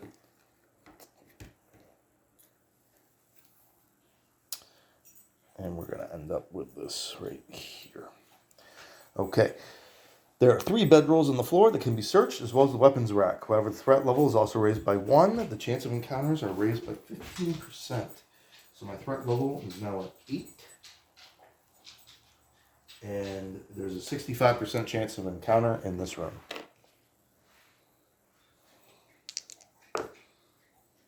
Yep, that's an encounter. 10. So 40. And 40 is is, whoa, 2 ogres. 2 ogres have been found. Sleeping off their midday meal. Look at that cool artwork. Picking their nose. And they're significantly larger than my my half ogres.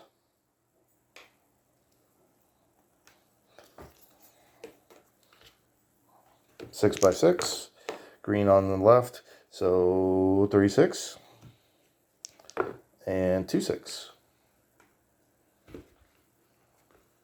2 ogres, and my ogres gonna have some equipment. They are coming with, this was 30, right? No, 40. 2 great swords and 2 armor.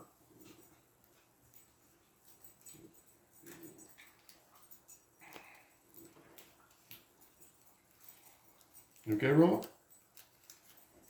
Yeah. All right.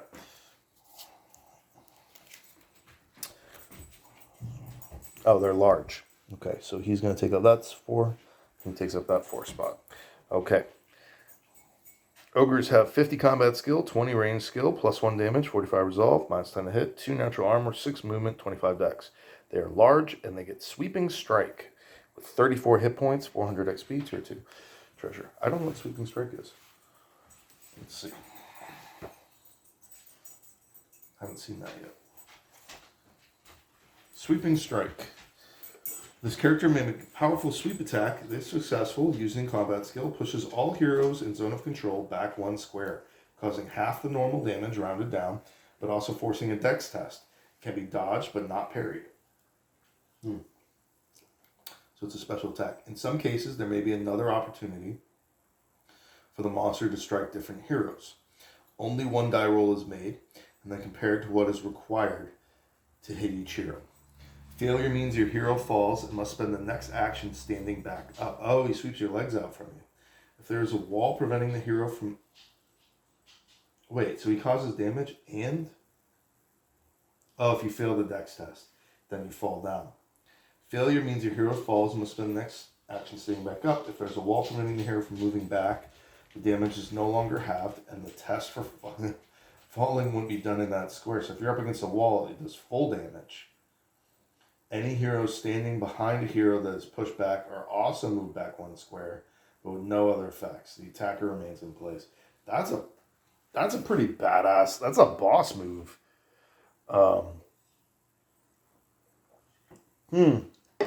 Okay.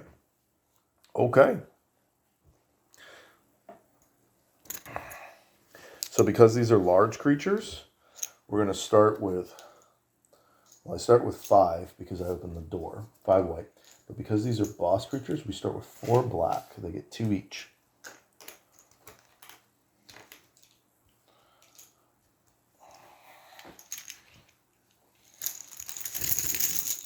Okay. And we're going to roll the scenario die.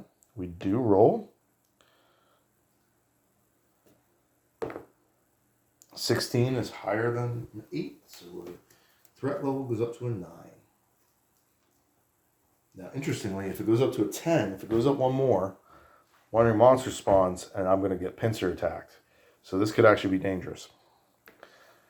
All right.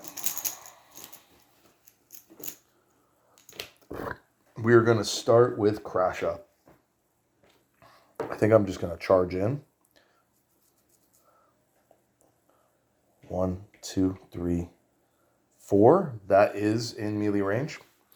And I will attempt to strike. And these guys got 34 hit points, by the way.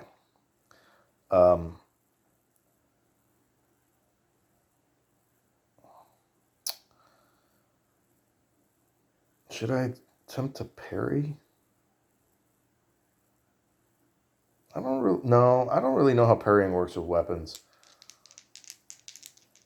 You don't take durability damage if you parry with a weapon, right? Yeah, I'm going to enter parry stance. Just until I get my positioning worked up. I wasn't stupid, right? Okay. I kind of want to hem that guy in. All right, so it then goes to that ogre because he's in melee. And he will, or what are these guys? Beasts, humanoids.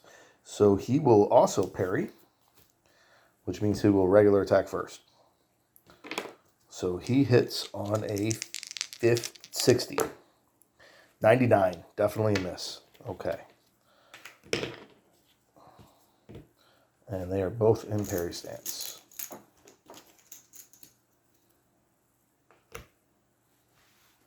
Okay, so we're going to go with Choppa. 1, 2, 3, 4, 5, 6. He will not have the luxury of entering parry stance, but at least he's in position. Okay, then we get this other ogre, and he will move to that position, and then he will regular attack, I believe. Yep, standard attack. 43. He hits on a 50. Yep, so that's a hit. He's going to hit with a greatsword, so 2d6 plus 1. So 10 damage to the chest. We're going to attempt to dodge and fail. So 10 damage to the chest of Choppa. So he blocks. He actually does block 10 damage. Is there armor piercing? No. Oh, and it gets okay. So, yep. So he does hit for 10 damage. We block 3 with natural armor, 5 with his scale mail, and then the final 2 with the padded jacket. But the scale mail is going to take 1 point of durability damage.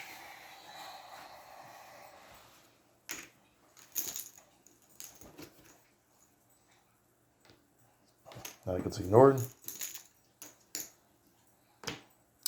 All right, and then we're going to go with Splitta. And he's going to 1, 2, 3, 4, 5. And he's going to attack. He's actually in melee range. He's going to attack that ogre. Now the ogre gets -5 to hit. So he hits on a 52. 56, so he misses. And then Bright Star's turn. 1, 2, 3, 4. And he will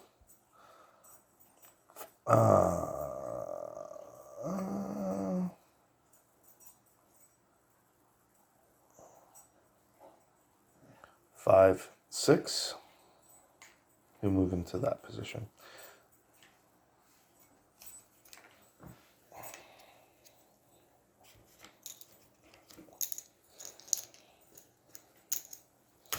So 1 white should go away.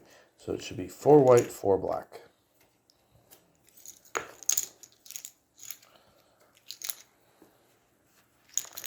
And we roll the scenario die. Oh, that's not good. Okay. 18. So 18 is above 9, but that raises it to 10, which causes a wandering monster spawn.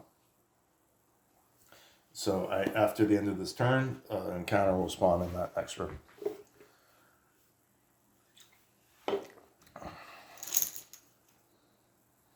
Okay, so we randomize Ogre. It's going to be the top ogre. Top ogre is going to parry, which means he will attack Choppa. And with a 63, that should be a miss. Yeah, that's a miss. But then he enters parry stance.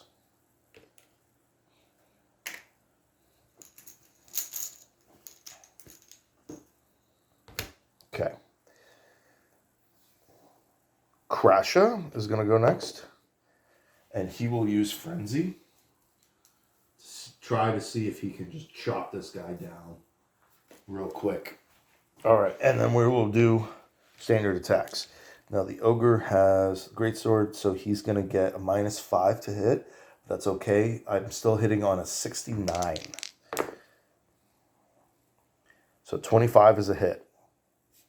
I lose my parry stance. So 25. It's a hit for 9 damage. And I do have armor piercing. So that's a straight 9. There's no 7, 8, 9. And I get a free attack. 19 is also a hit.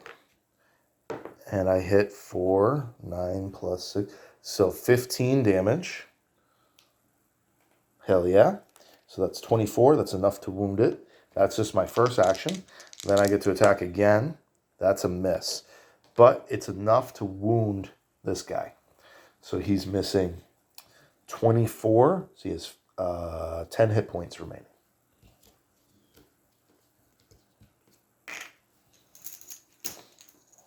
So they have high hit points. They do a lot of damage, but they don't necessarily... they're not as nearly as hard to hit as like a Fallen Knight was. Okay. So the ogre gets to go. Does he parry or attack? He parries. So the ogre is going to enter parry stance. And then that ends that. So I get to go with my 3 guys. I'm going to start with... Actually, Bright Star is going to move ahead and then attack. Now, he is in parry stance, so it's still a minus 15. So that's 66, 56. 22 is a hit. And I hit for 7 damage. So that's pretty good. Let's take these 3 out. So he's now missing 31. So he's down to 3 hit points. And that was Bright Star's turn. So we're actually going to have Splitta. He's not stupid. Go 1, 2, 3, 4. And then he's going to attack as well. Now it is minus 15, so he's going to hit on a 42. He misses. And then lastly, Choppa's going to go. He's not stupid, and he is going to attack. 60. He needs a 69. Oh, no, he's in parry stance. He's in parry stance, right? So he needs a 59. So that's a miss. 60 is a bare miss. He's going to attack again with a 53. That's a hit. And he hits for 16 damage. Minus 2 from the armor. So he does 14 damage to this other ogre, which is not enough to wound it. But it does... He takes a bite out of him, for sure. Okay. And that's going to end that round. Both those ogres. And the only reason they're even dodging that is they're both in parry stance. And now this wandering monster comes up. He becomes in line of sight. And we roll, and that's 12, so that's a 42. So 42 on the bandit table is bandits with great swords and crossbows. 1d4 plus 1 of each. 4 and 4. Okay.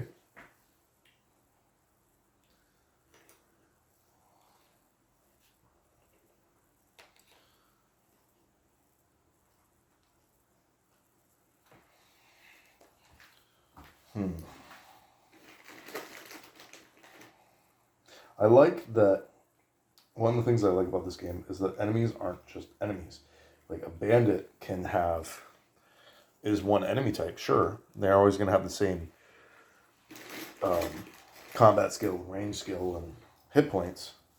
But there's going to be a great variety of gear.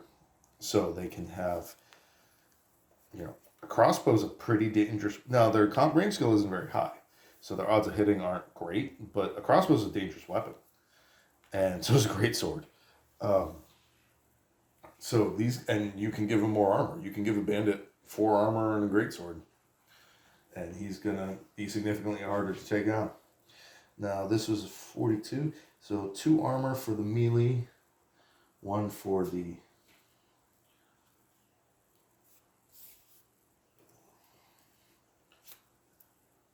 Did the ogres have armor? They did. They actually have 4. Oh, I misplayed that. They have 4 points of armor. I thought they only had 2. So my bad. So this guy took 2 less damage. And then he's gotten hit 3 times. So he has 6 less. So he's still got a decent amount of hit points, actually.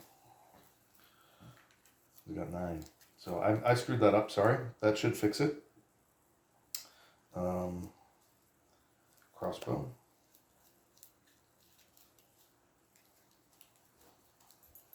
2. 1. Great sword.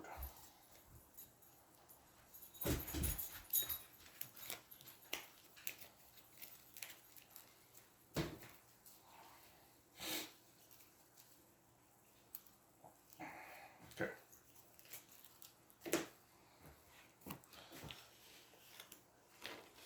So bandit on top is going to have 2 armor and greatsword, and on the bottom he's going to have crossbow and 1 armor. Is that right? Yes, it is. And there's 4 of each, and they're going to be in this little cross-shaped room. Let me look up. There's a chart somewhere. By the way, so if you're wondering about how to like randomize places, I don't really explain that. I guess I just kind of do it, and as long as you have a system that works for you, it's fine.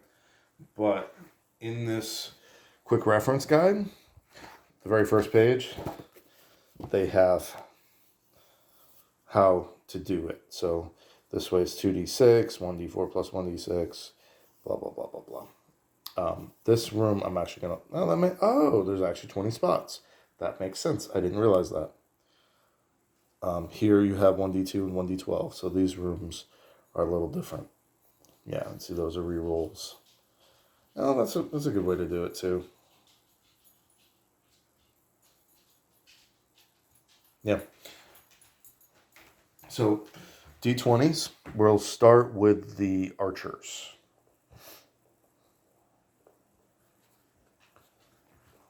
Come on. It's hard to pick up D4 sometimes. So 15. So 4, 10, 15. 2. 17.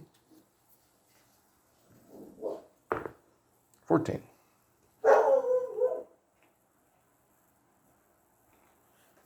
And then the melee, 14 is a reroll. 8. 3. 14. Reroll. 9. 13. So I will say, the special rule I'm playing under is when you hit 10 threat, when your monster spawns. I'm not sure if that's supposed to lower your threat. Because normally when one of your monster spawns, you lower your threat by 5. I'm not doing it. I'm just leaving it at 10. So I'm not sure if you're supposed to do it once or every time. This is already the second Wanderer monster spawn from this. But I'm fine playing it that way. I don't mind a little bit of an extra challenge. My party's a little bit overpowered any way you look at it. Not that I'm great at this game. I just think half ogres are a little crazy. Anyway, and I get really good luck when it comes to stupidity rolls for whatever reason. So they just work well for me. Okay, so now we have, I need 8 more.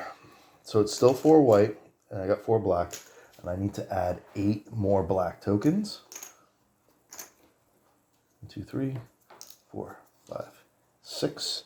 Let me grab some more. So this is the most black tokens I've ever had. These ones still got the film on the back.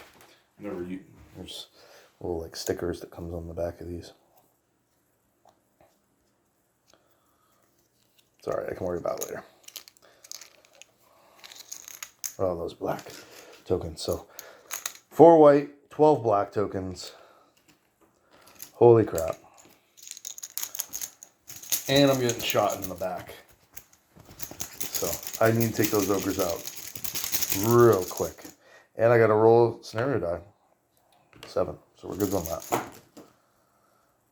Black. What a shocker. Okay. We're going to go with this archer in the front here. He will attempt to shoot Bright Star in the back because that's directly in front of him. Humans with ranged weapons.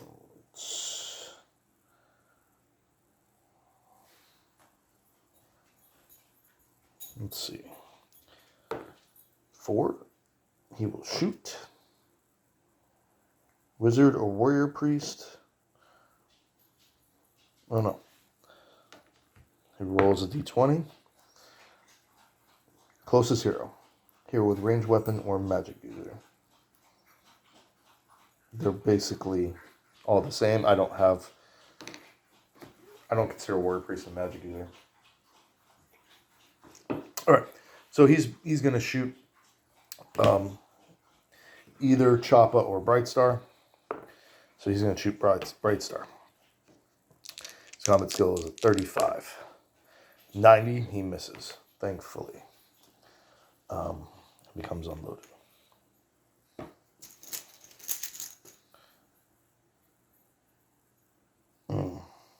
Knows this is first action now. And he begins to reload. So that's going to be a little tough for me to remember, but try to bear with me. This guy is beginning to reload. It takes 2 action points to reload. So he will be able to shoot again on his next turn. Okay. And then we get this guy right behind him. He is going to shoot as well. We're going to just do basically the same thing. Or no, is he going to aim? Nope. He is going to shoot. He's going to shoot at Bright Star. He gets a minus. Oh, no, he can't shoot at Bright Star. He's going to shoot at Choppa with a minus 10 penalty. 29. That's actually a miss, believe it or not, because of the minus 10 penalty. He had 35 range skill, so thankfully. Crossbow does 1d10 plus 3 damage with armor piercing, so it's a very dangerous weapon. Really glad that. Oh no. He gets plus 20 from being behind, right? Yeah, he gets plus 20 from being behind. Or is that only in melee? I don't know how that works for ranged. Do you get... That's another question for you guys. Do you get plus 20 to your range skill if you're shooting from behind?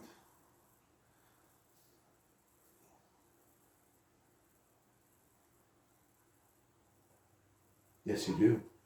Yes, you do. Because it does say close combat only for some of them. So you do get plus 20. So that's a hit. So he successfully hits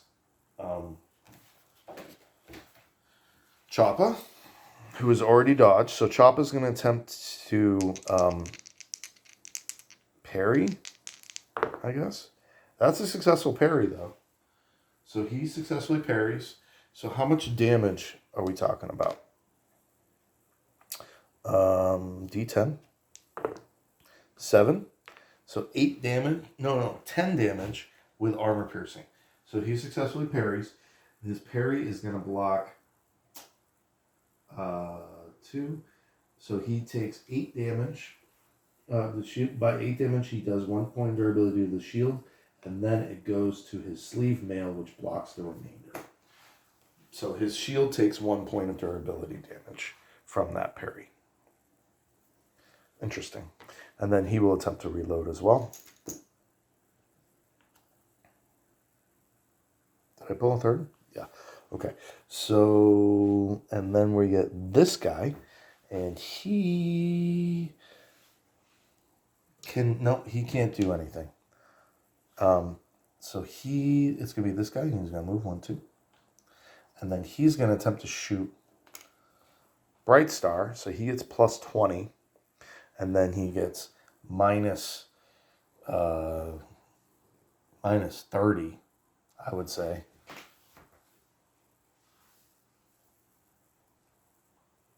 Minus 20.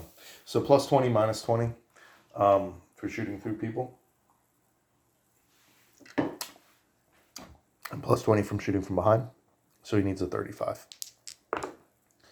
He hits. 4, 5 to the head.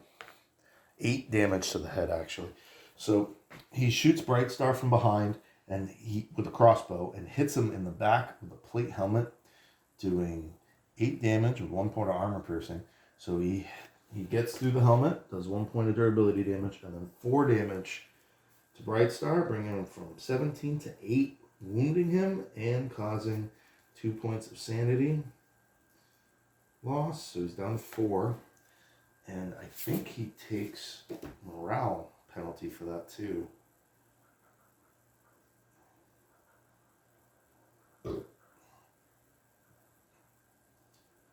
No, he doesn't. It's just the sanity. Minus 2 sanity. Right? Where's sanity?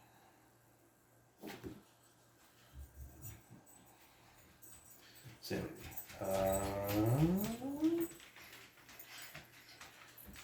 It's minus 1 sanity. So his sanity's still 5.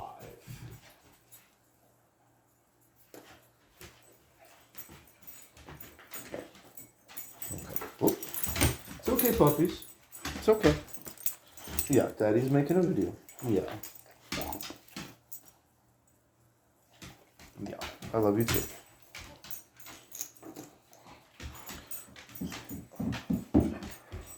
And then he's unloaded, but he's not reloading.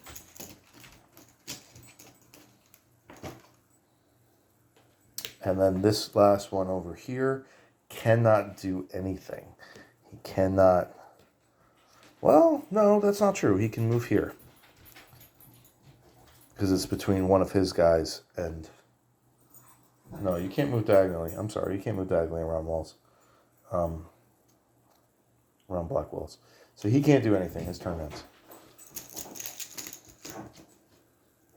Man. So now it goes to one of the ogres in melee. So it's going to be this top guy. He's going to lose his parry stance. And he's the unwounded one. And he will... He'll enter parry stance. Of course, because I took the token away. And then he's only in melee range for Choppa. And he will hit. And he does... I've already used my parry, so I can't do anything for that. Ooh, 11 to the leg. Plus 1, so 12 damage to the leg of Choppa. So Choppa... No armor piercing, no? So Choppa's going to absorb 8 of that. And then take 4 damage, dropping to 21 hit points. Luckily, he's so tough. But armor's starting to take a beating. Okay. Finally. We're going to go Crasha. He's still in Frenzy. And he will regular attack. That's going to be a hit. And he's going to hit for 6 plus 6. So 12 damage with 3 points of armor piercing. So he hits for 11. And how many hit points does he have? He has 9. 20, 25. Yep. So that's enough to kill. So he kills the ogre with his first frenzied strike. So there's nobody else in melee range, unfortunately. So he loses his second frenzy attack. But with his third, he gets to move up. And that's it. And then his frenzy ends. Okay. Now Choppa gets to act. Oh, I forgot to roll stupidity checks. So he was not stupid. Choppa is also not stupid. So Choppa, we're gonna redo that real quick. And then Choppa will attempt to regular attack. And miss. And then he's gonna enter parry stance, actually. Well, all that really does, no, all parry stance does for having a shield, he's going to attack. He's already used his dodge, so all parry stance would do is give him plus 15 to his parry instead of minus 15. So it's a 30-point difference, but he still gets the parry either way. But that's a miss. So that ends Choppa's turn. All right. We now get Bright Star. Bright Star is going to run away. He's going to go 1, 2, 3, 4, actually. So he's going to, and then he's going to use a prayer to try to heal himself. 99, so he fails his prayer. So he loses a point of energy.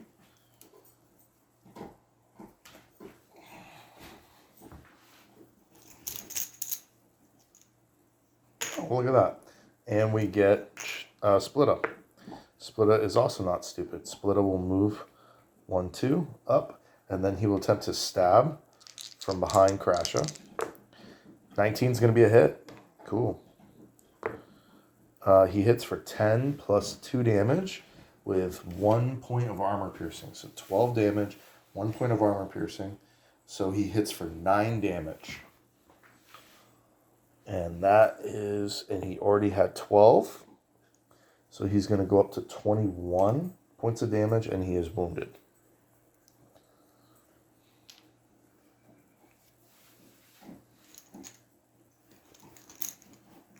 Now, that is basically it for my team.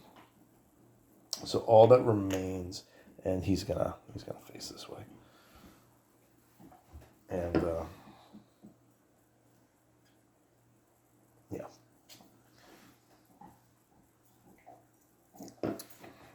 Now we get all these melee guys. So this guy can charge, attack. So he will. 65 is a miss. That's a miss. So he misses. And then 1, 2, 3, 4. He will attempt a regular attack. He needs a 50. 98, it's a miss. And 1, 2, 3, 4, 5. And then 1, 2, 3, 4, 5, 6.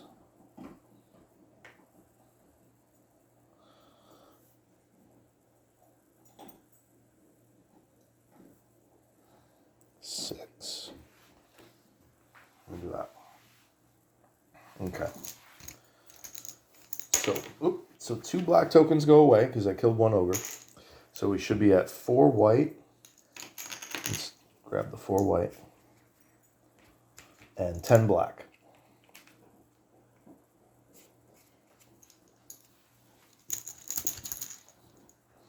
One, 2, 3, 4, 5,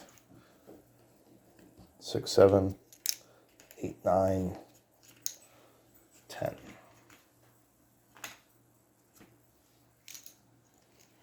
Okay. Now we're going to roll scenario die. 10. So we do get a threat roll. 17 is higher than. That doesn't make sense. Where's my threat line? It was already 10. So I was out of 10. So my threat is 11 now. Must have forgotten to write it last time. Okay. And so we start with archers.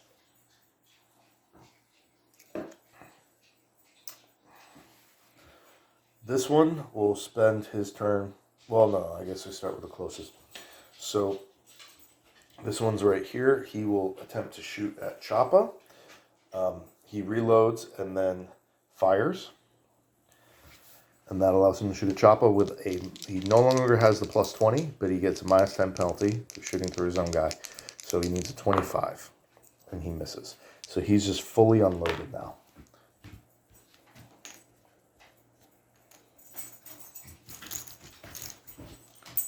Next, we'll go this guy.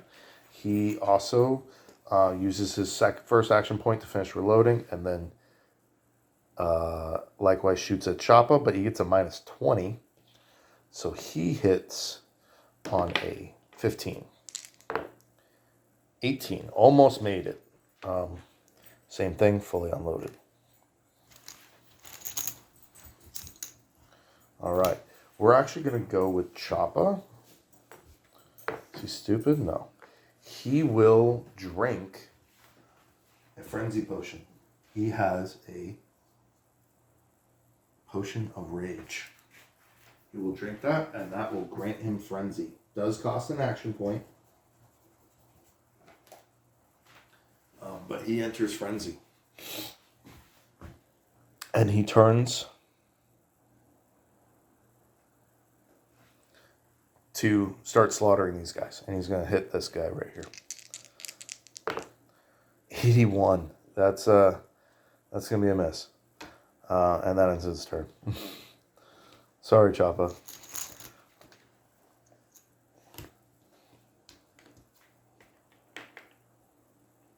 All right, and then we get a black token. So we're going to get... This guy is going to reload, and that ends his turn. Because he was fully unloaded. Now this guy can finally move up. 1, 2, 3, 4. And he can't really shoot a Choppa, though, from straight behind. So he's going to move here and attempt to shoot Choppa with a minus 10 penalty.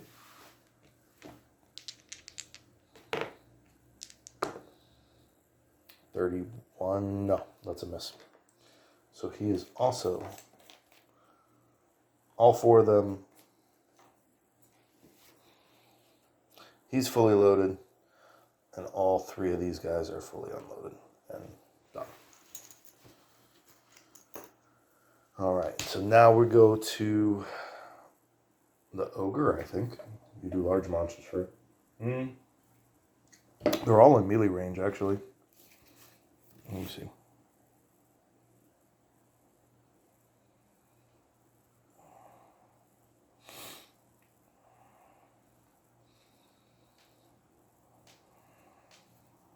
Doesn't matter.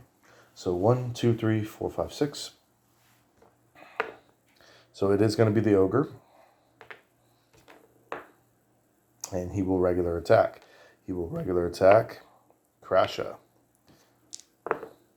82 is going to be a miss. And that ends his parry stance.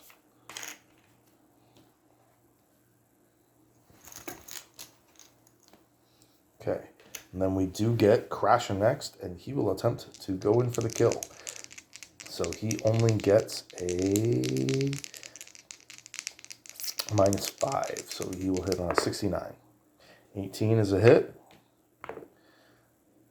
I'm going to reroll that because it was up. 11 plus 6 is 17.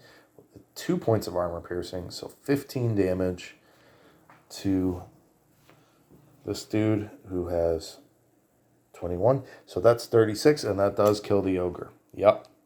So he does kill him on his first action, and then he is able to move up to a better position.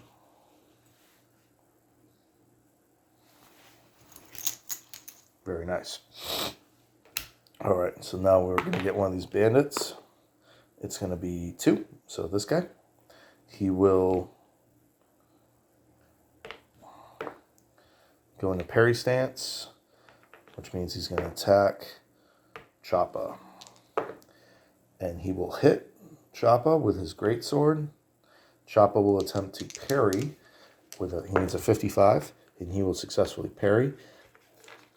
The greatsword is going to do 8 damage. And so he successfully parries that with the shield. Yep. Good job. No durability damage. That's